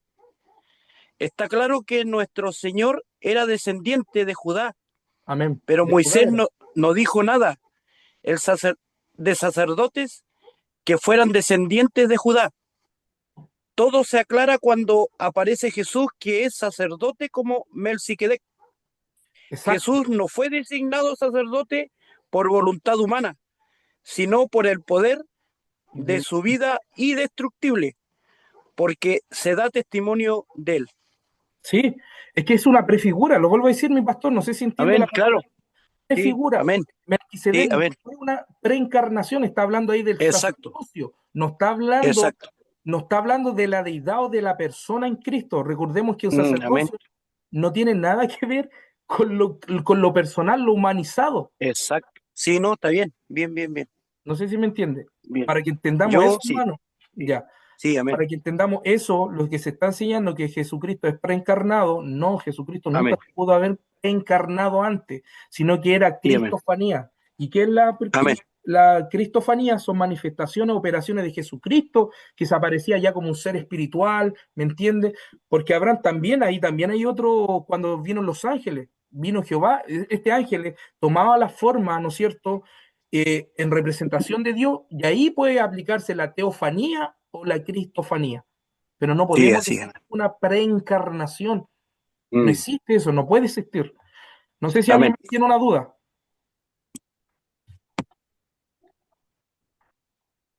Se entiende que no una preencarnación, porque no voy a Amén. cumplir el propósito. Es una prefigura en Cristo. Recordemos que todo lo que hizo, ¿Cierto? sí, dígame. Conforme, bueno, usted dijo que uno es mayor que otro, se entiende que Dios son uno, pero igual se habla de la perfecta unidad. Dentro de la perfecta unidad hay un orden, no un orden de poder ni de jerarquía, pero un orden De sumisión y de quién va trabajo. primero, quién, Sí. claro, y la Biblia En igual lo sumisión y señala, en trabajo. la Biblia igual lo señala. 1 Corintios 11:3 dice que está el Padre y luego está el Hijo. Eso Exacto. no quiere decir que el Padre sea mayor o el Hijo es mayor, o Ya. con eso, pero se habla de un orden, perfecta unidad, que eso igual hay que aclarar. Amén. Está muy bien cómo lo aclara usted, hermano. ¿Por qué? Porque recordemos que cuando nosotros hablamos de jerarquía, hablamos de poder, de deidad en poder. Por ejemplo, la jerarquía que es solo los reinados. Por ejemplo, está el rey, el príncipe, se puede decir los caballeros, se puede decir después vienen los, no sé, los menos. No. En el ámbito de poder no podemos poner a Dios en jerarquía, porque tienen la misma similitud, el mismo poder. A eso yo me refiero. Ahora, obviamente, cuando Dios manda a Jesucristo, Jesucristo, ¿cuál fue? Es darse a conocer el Evangelio y que Él era la palabra. Y dio a exaltar y glorificar a quién? Al Padre. Lo mismo pasó con el Espíritu Santo. Cuando vino Jesús, ¿no es cierto? El que habló del Espíritu Santo y el Espíritu Santo confirmó la promesa de Jesús. Y lo más lindo que el Espíritu Santo nunca habló él de su persona, sino que siempre saltó al Padre y a Jesús. Ese es, se puede decir que es un orden, claro, de trabajo, pero no tiene nada que ver en lo jerárquico. Y algunos ponen como al Padre, que él manda más, después él manda menos Jesús y después él manda más pequeñito.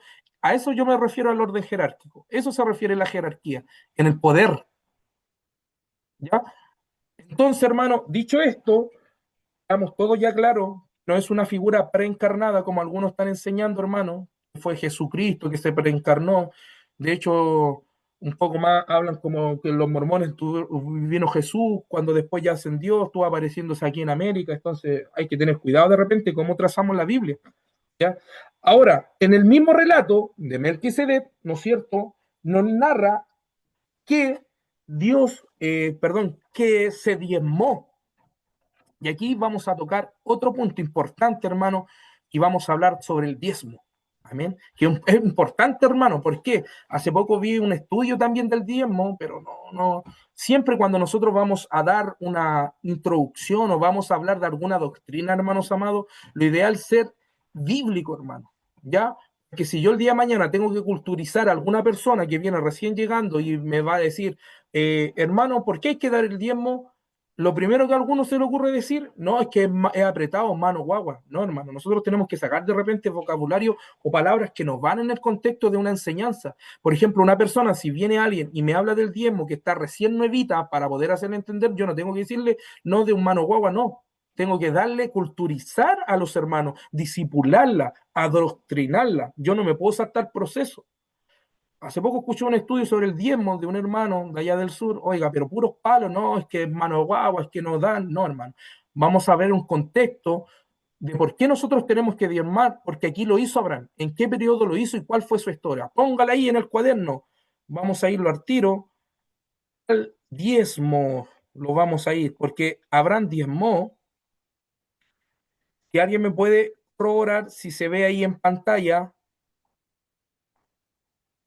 Vamos a tocar doctrina, hermano. Recuerden que aquí ya estamos en un nivel un poquito más avanzado.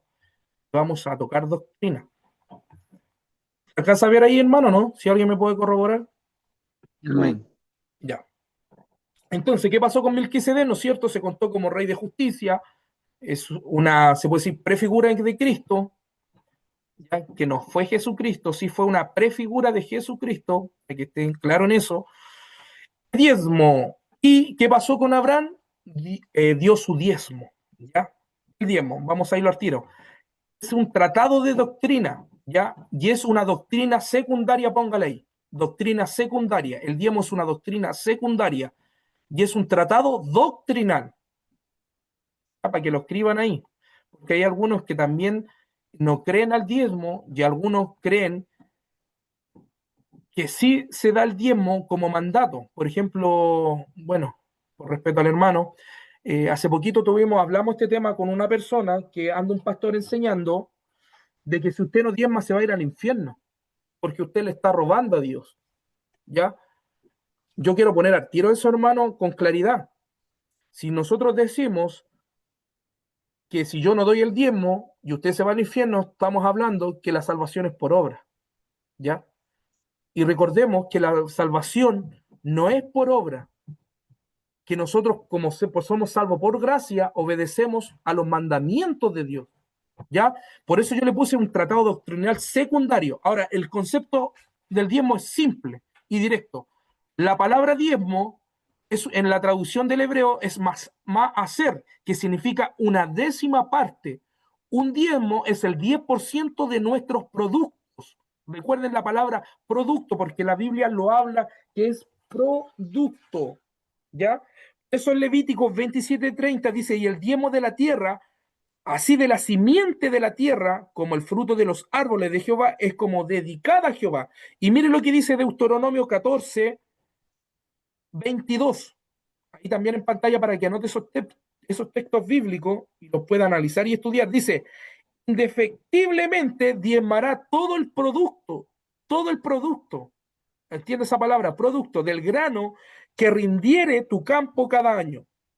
Después vamos a hacer un análisis a estos versículos. Deuteronomio 14, 28 y 29 dice, al fin que cada 3 años sacares todo el diezmo de tus productos de aquel año y la guardará en tu ciudad y vendrá el levita que no tiene parte ni heredad contigo y el extranjero y el huérfano y la viuda que hubiera en tu poblaciones y comerán y serán saciados para que Jehová tu Dios te bendiga en toda obra que tus manos hicieren. ¿Ya? Ahora, ¿qué es el producto? La base del diezmo es el producto. Deuteronomio 14, 22 lo dice y 28. La palabra producto es una traducción de la palabra hebrea que significa tebuja, que significa el rendimiento de los cultivos. Un ingreso beneficioso que el hombre tiene. Esto se refiere a una ganancia o crecimiento al valor neto, que es el resultado del esfuerzo productivo de una persona. En un escenario agrícola como el del antiguo Israel, el producto se consideraba como los ingresos, ¿no es cierto?, del producto, tales como semillas, fertilizantes, alimentos, trabajadores o otros gastos relacionados. El mismo principio se aplica a las profesiones, constructores, mercaderes, tendederes, etcétera. El producto era la cantidad que quedaba después de deducir el costo de producir el ingreso. Recordemos que cuando Dios llama a las 12 tribus, ¿no es cierto? O ya tienen la bendición. Recuerde que había solamente una tribu no tocaba, ¿no es cierto? Se puede decir que no trabajaba, que Dios lo comisionó con solamente una orden, que estos fueron los levitas. Por ende, los levitas no trabajaban, sino que se dedicaban 100% en ese tiempo a la obra de Dios. Anote eso, se dedicaban 100% a la obra, al trabajo espiritual de Dios, ¿ya?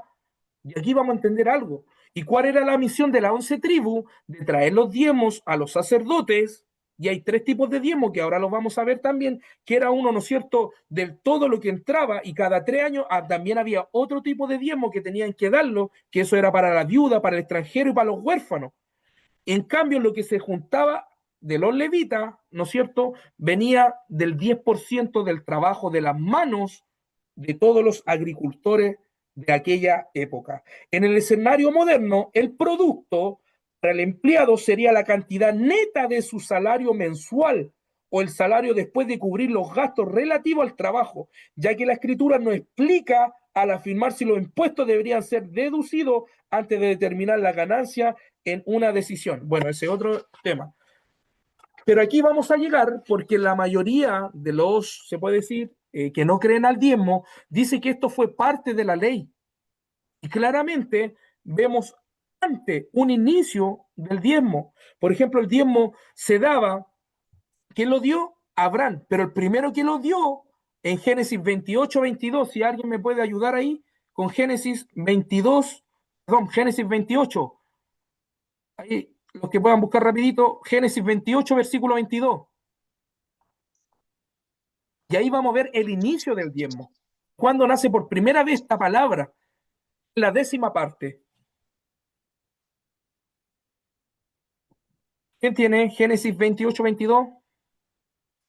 Y esta piedra que he puesto por señal será casa de Dios, y de todo lo que nos dieres, el diezmo apartaré para ti.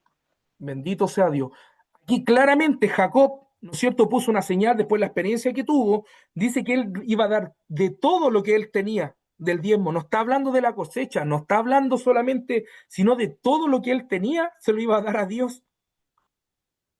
Ahora, la pregunta es, Jacob y Abraham, ¿fue antes de la ley o después de la ley? Fue Antes mucho de la ley. antes de la ley. Entonces, Abraham, mire, si Abraham le dio el diezmo a Melquisede como un acto de gratitud y reconocimiento del sacerdocio, ¿no es cierto?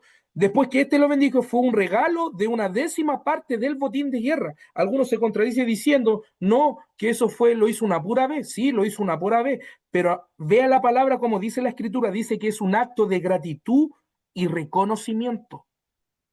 Es en sí el diezmar.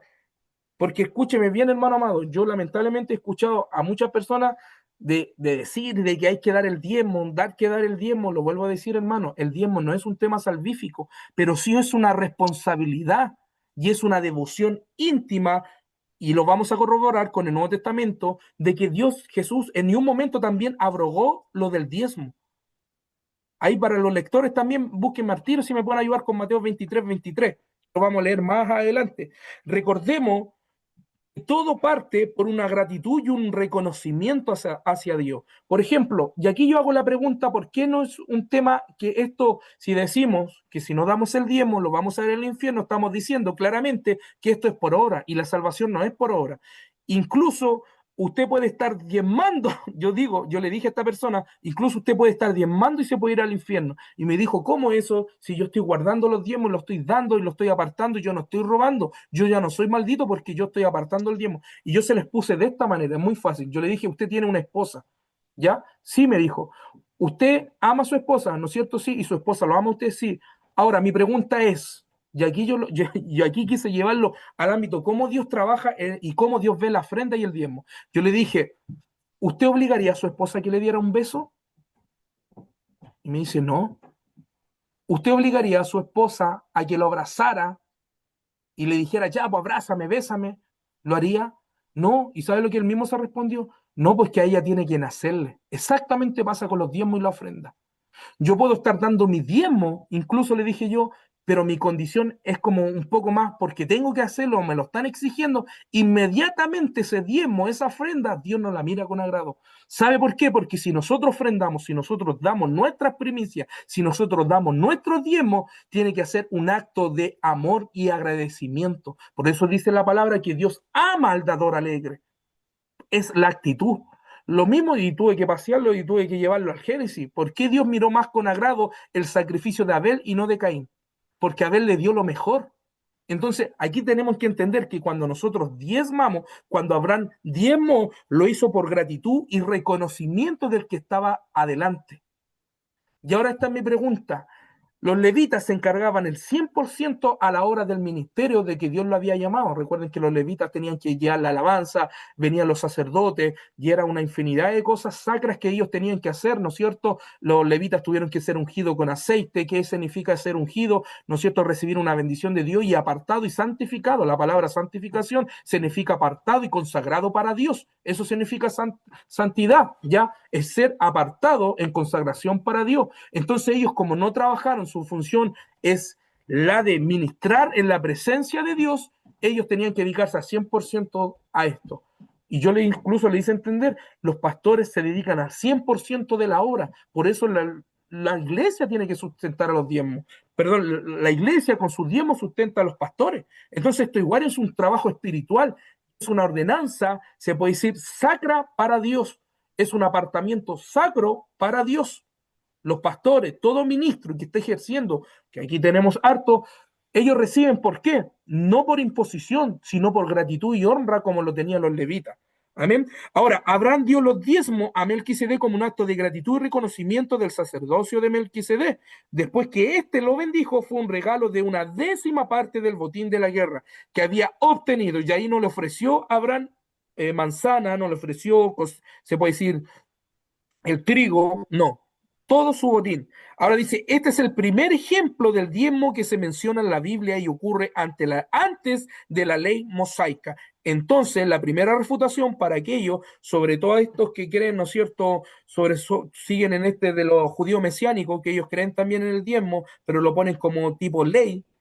Nosotros ya no estamos en la ley, sino que esto fue tipo Abraham, una prefigura también, que fue como de gracia. Ahora, la motivación de Abraham lo hizo para honrar a Dios y reconocer la autoridad de Melquisedec, quien era el rey de Salem y sacerdote del Dios Altísimo. Ahora, en el momento que hizo Abraham, dio los diezmos, fue mucho antes de la ley, en lo cual no era una exigencia ni para Abraham ni para Jacob, sino que ellos lo hicieron, lo vuelve a salir ahí, la palabra por gratitud y reconocimiento.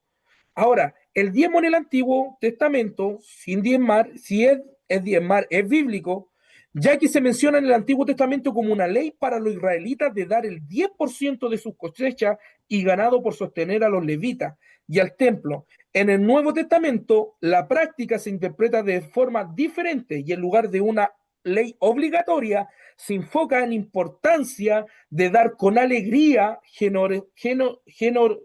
generosidad y sin obligación, sino que es un mandato que Jesús lo dio sin ponerle un fin. ¿Quién me puede leer Mateo 23:23? Si alguien me puede ayudar con Mateo 23:23.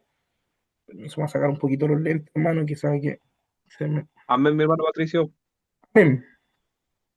Mateo 23:23. Dice así: aquel día vinieron a él los saduceos que dicen que no hay resurrección. 23:23, hermano.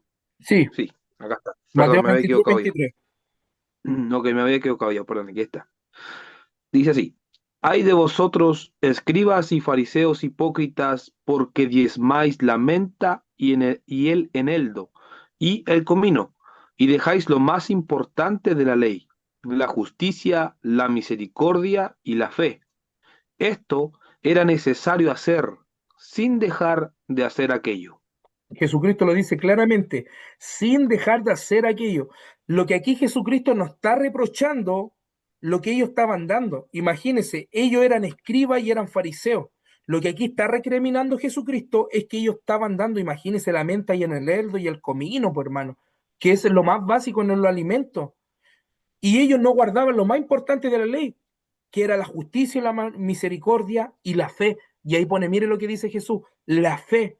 Y más adelante termina en punto y dice, y esto es necesario hacer sin dejar de hacer aquello, sin dejar de diezmar. O sea, Jesucristo nunca vino a poner, se puede decir que ya, que el diezmo fue para la ley, hasta aquí nomás llegó. No, dijo claramente, sin dejar de hacer aquello. O sea, lo que Dios estaba reprochando era la actitud como daban los diezmos los fariseos y los escribas. Ahora, las razones fundamentales para diezmar. Número uno, nosotros diezmamos por obediencia y reconocimiento de la soberanía de Dios. El diezmo se considera un acto de obediencia a los mandamientos y los principios bíblicos dados en el Antiguo Testamento. Al dar una décima parte de los ingresos, los creyentes reconocen que todo lo que tiene pertenece a Dios y Él es el proveedor principal. Amén. Ahora, la razón fundamental también para diezmar es priorizar a Dios sobre el dinero. Es el fin, hermano, del diezmo. Diezmar ayuda a los creyentes a poner su amor por Dios por encima del amor por las posiciones materiales y el dinero, combatiendo la codicia y la avaricia. Porque, hermano, ¿para qué estamos con cosas? Yo me hago esta pregunta y respondámosla a nuestro corazoncito. Respondámosla a nuestro corazón.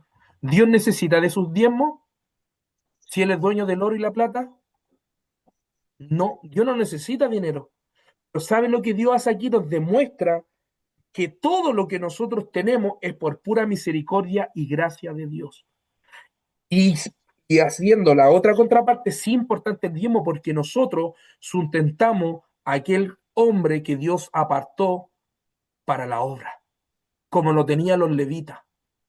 Porque los levitas no trabajaban, hermano, sino que se dedican a 100% a la obra de Dios. Entonces, mire Dios, ¿usted cree que a Dios se le va a olvidar eso? De que hay una tribu, de que no está trabajando, sino que Dios levanta, ¿no es cierto?, de donde no hay, y eso es lo más glorioso. Ahora, razones fundamentales para diezmar. Sostenimiento de la obra y el ministerio. Los diezmos son la fuente principal de recursos para la iglesia local. Esto en fondo se utiliza para sostener a los ministros, a los pastores, quienes dedican su tiempo completo al servicio de la obra de Dios, como lo hacía el Antiguo Testamento. Amén. Ahora, razón fundamental para diezmar es el crecimiento en la fe y en la confianza. La práctica del diezmo es vista como una prueba de fe y confianza en la capacidad de Dios para proveer. Al dar a los creyentes, desarrollan una mayor dependencia de Dios y experimentan un crecimiento espiritual y personal. Todos tenemos un testimonio vivo que contar, queridos hermanos, cuando nosotros damos. Amén. Dios, por eso es la finalidad de que nosotros estemos diezmando, no porque se nos están imponiendo los diezmos. Jesús incluso lo vemos claramente, que Él dijo sin dejar de hacer aquello. Pero la otra contraparte está cuando se obliga a dar el diezmo. Yo sé que hay pastores, y aquí hay pastores que también pueden, si quieren, me pueden llamar, si yo estoy dándome a entender algo herético o algo que no va con o corresponde, porque el diezmo no puede ser una imposición, hermano. Lo único cuando el creyente deja de diezmar se está perdiendo las bendiciones. Y ahora está la contraparte diciendo que maldito el que no diezma, hermano.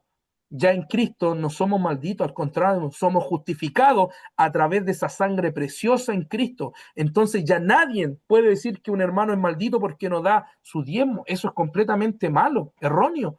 Eso no es una buena exégesis. ¿Por qué Malaquías lo está diciendo? Porque lo estaba hablando sobre el tema de la ley. Ahí yo puedo apegarme, se puede decir, a la ley, que era claro, a la ley dada, pero usted ya no es maldito del momento que recibió a Jesucristo, usted en vez de la maldición pasó a vida eterna.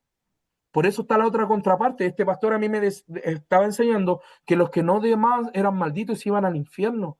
No, hermano. Jesucristo, a través de la sangre de Cristo, somos justificados y lavados, somos reconciliados con el Padre. Recuerde que antiguamente nadie pudo cumplir la ley, nadie pudo cumplir la ley, ni el mismo Moisés pudo cumplir la ley. Por eso lo vuelvo a repetir lo que dice el apóstol Pablo, por cuanto todos pecaron, todos estaban destituidos de la gloria de Dios. Pero ¿cuál fue la dádiva de Dios? Es proveer a quién? A su Hijo. Por eso dice, y el que cree, este será salvo. Y está poniendo la fe por encima de las obras. Ahora, obviamente a nosotros nos sigue, ¿qué nos sigue? La obra es por nuestra fe, pero si nosotros hacemos obra es por la fe que Dios puso en nosotros.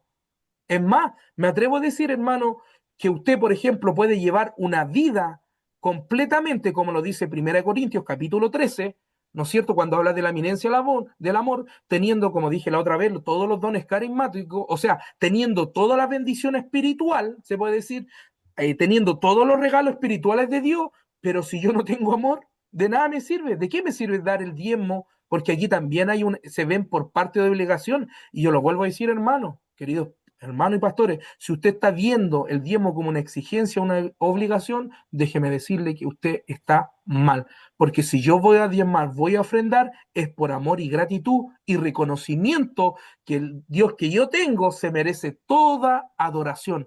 Y la parte de la adoración que yo le entrego es por mis bienes, es con mi familia, por todo lo que me ha dado, hermano. Entonces, tenemos que entender eso fundamental, que el diezmo no es obligación, no podemos enseñarlo como una doctrina salvífica. Por eso yo le dije al principio, le dije que lo anotaran como una doctrina secundaria, ¿ya? ¿Por qué? Que sí puede afectar en sus bendiciones personales.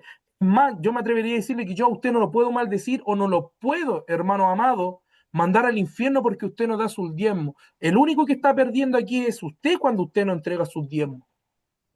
¿Por qué? Porque son bendiciones que uno se pierde. Pero tampoco yo puedo ser legalista o irme al extremo de decir que usted va a perder su salvación porque no dio el diezmo, no. Déjeme decir que si tiene ese pensamiento está completamente errado, porque nosotros somos justificados a través de la fe. La fe lleva obra, lo vuelvo a decir, sí, muéstrame tu fe y yo por tu fe muéstrame tu obra. Entonces nosotros primero está la fe y después las obras. Amén. Ahora, las razones, ¿no es cierto?, fundamentales para DMA es obediencia, reconocimiento a la soberanía de Dios, priorizar a Dios sobre el dinero, sostenimiento de la obra y el ministerio, crecimiento en la fe y confianza. Y el último es recibir bendición espiritual y material.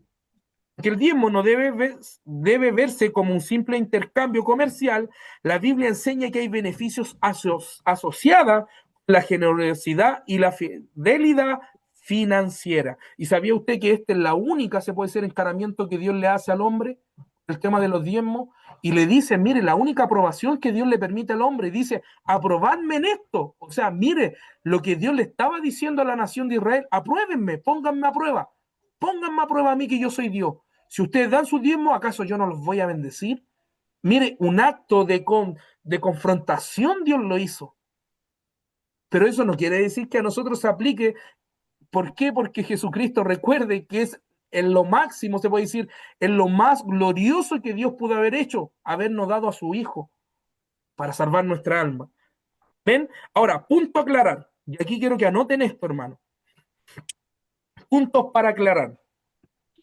No existe ningún versículo de la Biblia que nos diga que hay que dejar de diezmar. No existe ni un versículo bíblico para todos aquellos que andan diciendo que no hay que diezmar, que les muestre con un versículo bíblico que diga literalmente que hay que dejar de diezmar.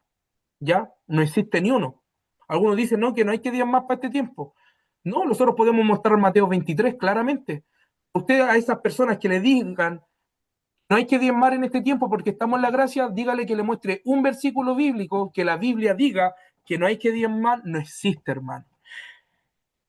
No, la Biblia no contiene ningún versículo que ordene específicamente no dejar de diezmar, pero sí explica que el diezmo fue un mandamiento del Antiguo Testamento y que la ley de Cristo en el Nuevo Testamento lo damos, que todo lo que hacemos es por fe.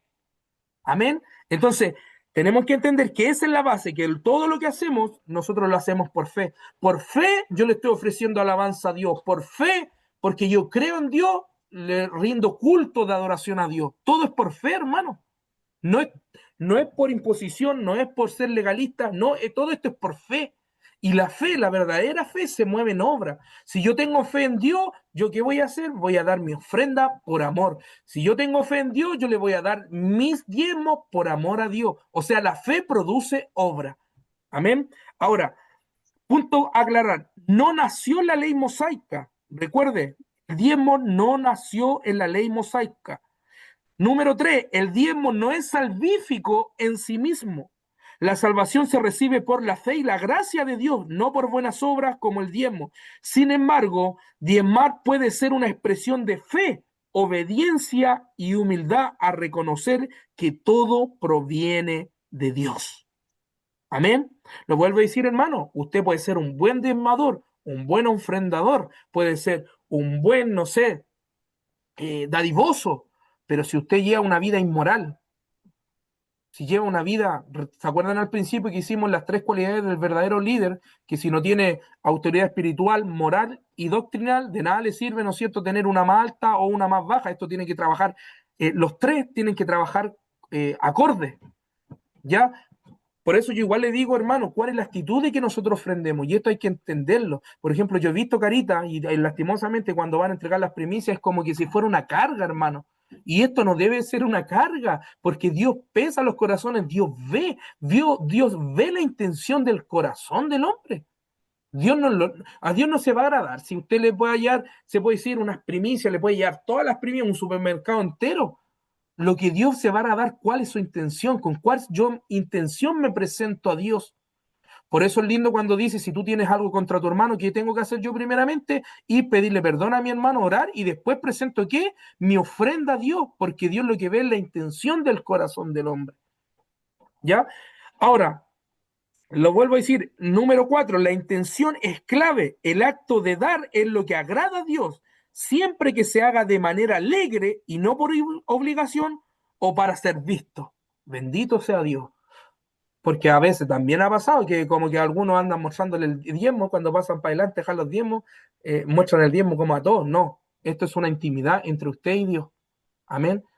Por eso la mayoría de las instituciones eclesiásticas se entrega un sobrecito por respeto, quizás el que tenga más o tenga menos. Y también esto es personal, pero no es por jactancia. Amén. Si damos el diezmo, no es por jactancia. Ahora, no es una obra para ser salvo. Como le vuelvo a decir, el testimonio que le tengo que contar, de hecho, un pastor lo estaba enseñando.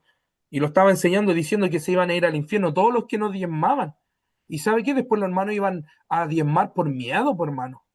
No iban a diezmar por la intención de amar a Dios o por despojarse lo que Dios quería que se despojaran, sino que iban con una intención de obligación.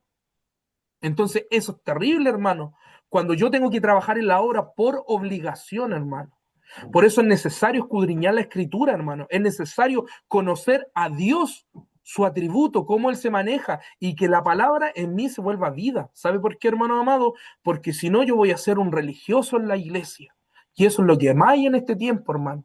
Que si yo voy a la iglesia, no porque por cumplirle al pastor una obligación de que me diga, tengo que coordinar, tengo que predicar, tengo que diezmar, tengo que ofrendar. Hermano, si esa es su expectativa o si usted está haciendo por obligación que le están imponiendo, déjeme decirle que ante los ojos de Dios, todo el sacrificio y todo lo que usted esté llevando no es grato ante los ojos de Dios. Porque si yo voy a hacer algo para Dios, tiene que ser con amor, con excelencia, con prioridad.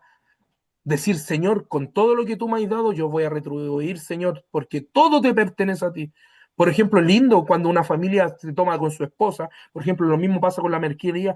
Nosotros siempre oramos primero, oramos por los diezmos. Señor, aquí está, porque esto no es para mí, esto no es para el pastor. O sea, obviamente lo va a administrar el pastor en la institución, el pastor administra los diezmos, pero esto no es que lo estamos haciendo para el hombre, sino que lo estamos haciendo para Dios. Por eso es importante que cuando nosotros entregamos nuestros diezmos, tiene que ser en señal de adoración para Dios. Esa es la finalidad de que nosotros diezmemos por fe en este tiempo de gracia. No por imposición, no por obligación, y la intención, anótelo ahí, es clave en cómo yo me presento con mis diezmos y ofrendas.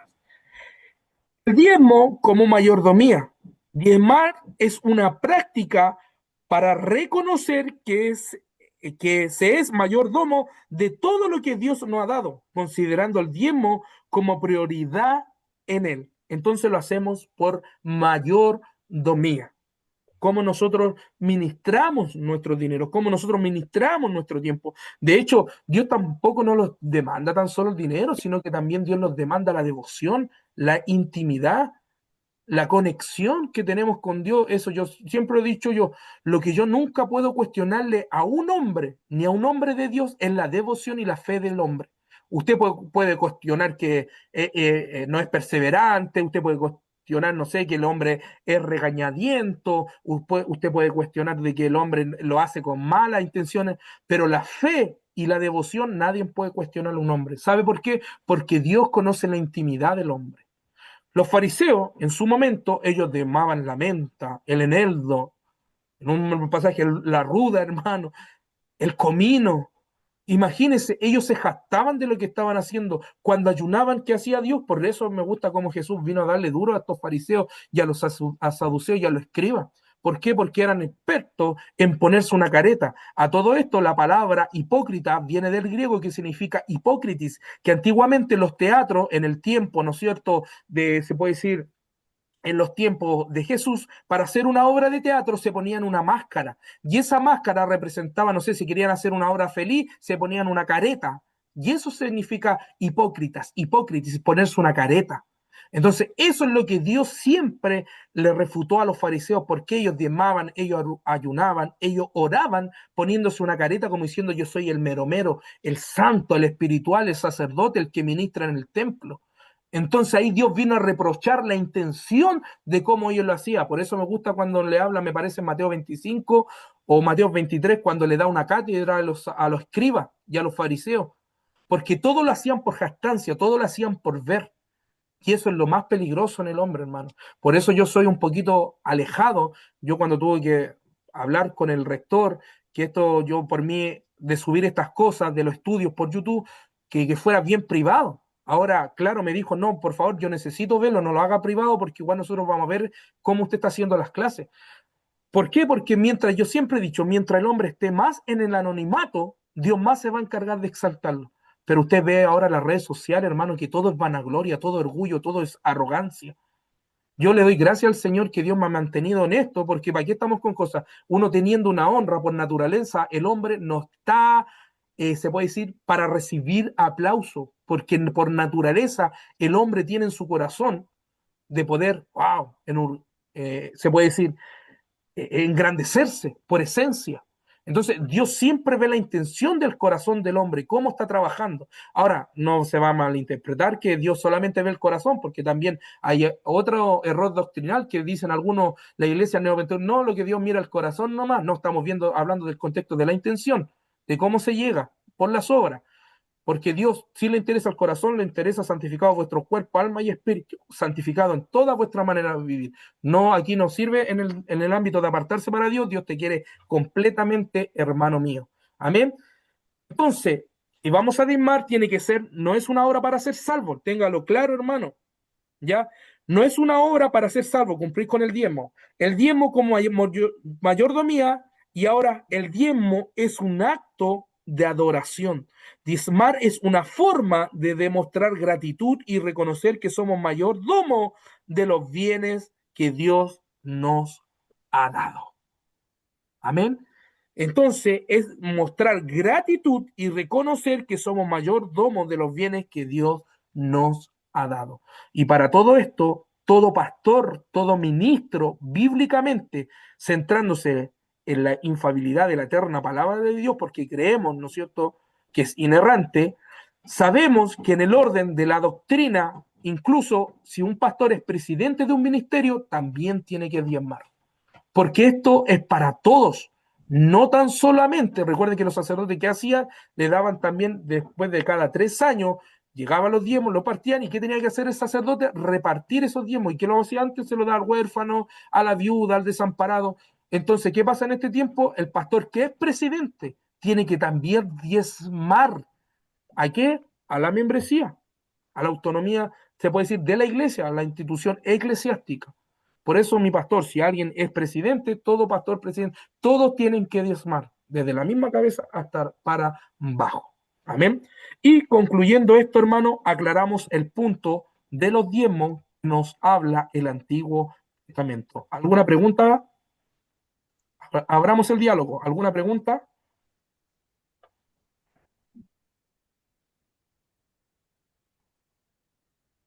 Mío. Mm. ¿Perdón? ¿Entendió? ¿Entendió? ¿Todo bien? Vamos a, Amén. vamos a compartir esta diapositiva que le van a servir a los ministros. ¿Ya? Vamos a compartir esta diapositiva para que la puedan estudiar, analizar. Lo importante siempre, hermano, cuando venga una almita, porque lo vi y me dio pena en el corazón, que le dijo mi pastor, ¿por qué hay que diezmar? ¿Por qué me enseña en vez de enseñarle, darle a conocer la palabra? Le dijo, no, que eso es para los que no, para los manos de guagua. Hermano, dígame, respondámoslo, mis pastores que están acá, yo con todo el respeto y la honra, ¿es una forma de poder culturizar a una almita nueva? No, no es la forma de culturizar, se puede decir, en el ámbito doctrinal a una ovejita. Yo le hago la pregunta a, esto a los ministros. ¿Es bueno como enseña un pastor decirle a una persona que viene recién nuevita, hermano, nuevita, literalmente nuevita, y le diga del púlpito, no, si el diezmo es para los cataños, para los manos de guagua? Dígame, ¿eso es de un pastor? No. No, no, el pastor tiene que discipular. El proceso del cristiano es un discipulado. Jesucristo primero discipuló. La palabra discípulo significa matetes. Esa palabra matete significa uno que aprende de otro. Entonces nosotros primero enseñamos y después se pone la práctica, ¿no es cierto? Lo que se enseñó, la praxis, se enseña la práctica, vivir la palabra. Por eso lo esencial de que cuando nosotros soltemos un mensaje, damos a conocer la doctrina y el que recibe, el captador, el que va a aceptar la doctrina, después tiene que poner por obra esa palabra a través de la ayuda del Espíritu Santo.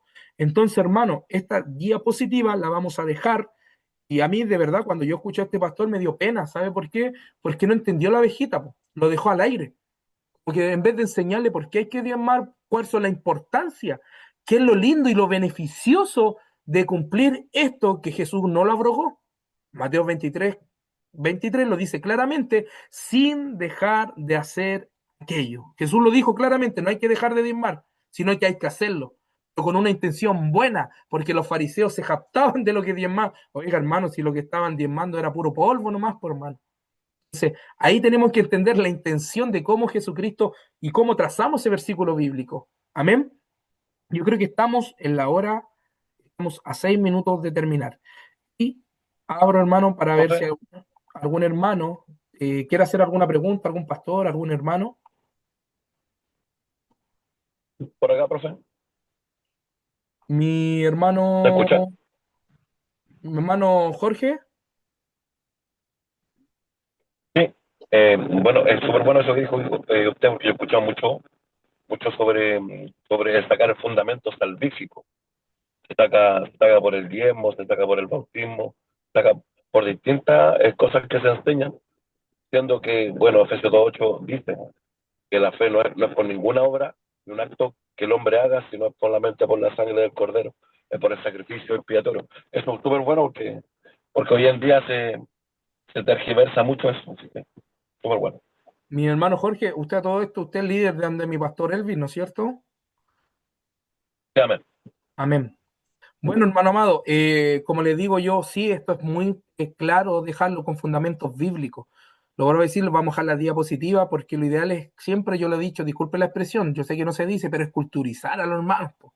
Cuando hablamos de culturizar, enseñarle un trasfondo, darle una buena exégesis, ¿por qué diezmamos? ¿Por qué los diezmos siguen hasta el día de hoy?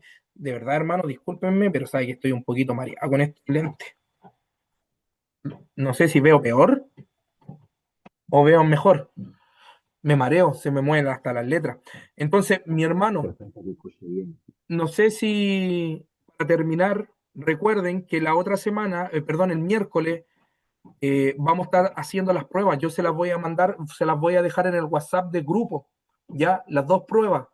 Lo ideal es que demos una semana, ya, no vamos a dar 2 semanas, como son dos pruebas, vamos a dejar 2 semanas para responder esa prueba. Recuerde, en 2 semanas más, los 5 hermanos que van a exponer tienen 15 minutos y esa va a ser como la nota más evaluada. que se va a tomar para el proceso de evaluación final, para entregar los diplomas, quien se gradúa, ténganlo por seguro, sí, ya, todos vamos a graduarnos, la idea es que todos lo graduemos, ¿por qué? Porque hubo una perseverancia, hubo estudio, amén. Ahora, yo quiero dejar bien en claro sobre el tema de las doctrinas y los puntos que estamos tocando. Lo vuelvo a decir, nosotros siempre vamos a dar de una postura bíblica. ¿Por qué? Porque quizá usted pueda tener una doctrina que no sea igual a lo que nosotros le vamos a enseñar, pero nosotros solamente vamos a enseñar lo que nosotros está estipulado en la palabra de Dios, ¿ya? Aquí no va a haber eisegesis, solamente lo vamos a ir con la exégesis, ¿ya? Analizando el texto, viendo el versículo, viendo esa doctrina, agarrando como también principios de interpretación también para formar una doctrina, buscar si no hay un versículo, ¿no es cierto?, que no tenga mucha claridad esa doctrina, buscar un segundo y un tercer texto para poder formar una doctrina. Ese es el principio también de interpretación. Si no hay un texto, no hay un versículo que me esté dando la claridad o la idea de esa doctrina, buscar un segundo. Y si usted está con esos dos versículos ahí, buscar como regla de oro el tercer versículo para formar una doctrina como corresponde. Todo teólogo, todo estudioso de la Biblia entiende eso. Amén. Así que, ¿alguna pregunta más, mis pastores, hermanos? Dicho esto, vamos a dar término a la clase del día de hoy. Amén. Esperando que hayan sido bendecidos. Le doy todos los hermanos que no puedan tener, se puede decir, bueno, Dios bendiga a mi pastor Patricio que viene viajando desde el sur. Así que Dios me lo bendiga grandemente, siervo. Amén. Cualquier cosita, cualquier duda, queridos hermanos, me puedan hablar por interno. Amén. O hay cualquier cosa, si se me pasó algo, igual hábleme nomás por interno. Amén. Y Dios les bendiga a cada uno de ustedes. Y vamos a mi hermano Ángel. No sé si está por ahí. No, por respeto. Ya. Mi pastor, que lo veo ahí, mi hermano Ángel, no sé si me escucha. Ya. Mi pastor Josué, Dios le bendiga. Si puede orar al término de la clase, vamos a entregarle esta clase al Señor. Amén. Amén, amén. Padre Celestial, te damos gracias en esta noche, Dios, porque has mostrado una vez más tu misericordia por a cada uno de nosotros, Dios. Nos has compartido de tu enseñanza, de tu palabra, nos has instruido en la verdad, la cual permite que podamos ser edificados y tomar decisiones acertadas y claras y bendecir a tu pueblo. Dios, gracias porque los ministerios, Señor, edifican al cuerpo de Cristo. Te damos la gloria y la honra y rogamos que sigas usando a tu siervo, Dios, y que esta bendición sea para beneficio de tu cuerpo, Dios, y para que nosotros seamos conscientes, Dios, de lo que viene de este mundo y podamos seguir esperando tu venida, Señor. Muchas gracias, Padre Celestial, en el nombre de Jesús, y sigue levantando, animando a cada hermano, cada hermana, Dios, para seguir adelante ante cualquier situación y podamos estudiar y terminar toda esta carrera en el nombre poderoso de Jesucristo de Nazaret. Gracias, Señor. Amén. Amén. Amén. Amén. Gloria a Dios, gloria a Dios, gloria a Dios, gloria a Dios. Bueno, hermano, Gloria a Dios. Dios me lo bendiga y lo espero el día miércoles. Amén. Así que un abrazo a todos mis pastores, mi pastor Fernando, mi pastor José, mi hermano Sebastián ahí, mi hermano Samuel, mi hermano Jorge, mi hermano Cristóbal, mi pastor Máximo, mi hermano Amén, amén. Buenas Roberto. noches. Dios me los bendiga, mi Buenas hermano noches. Franco, mi hermano Patricio Jatip, mi pastor Hipólito. Dios me los bendiga grandemente. Los despedimos. Bendiciones. Dios me los bendiga. Dios los Que estén bendiga, muy Dios los bien. bendiga. Amén. Bendiciones. Mi hermano Héctor, Dios me lo Chao, bendiga. bendiga. Mi pastor Jaime, Dios me lo Bendiciones, Dios les bendiga bendiga. a todos. Buenas Amén. noches. Bendiciones. Mi hermano Cristóbal, bendiciones. Chao, chao. Amén, amén. Dios le bendiga a todos. Amén. Buenas noches. Amén. Bendiciones. Bendiciones. Bendiciones.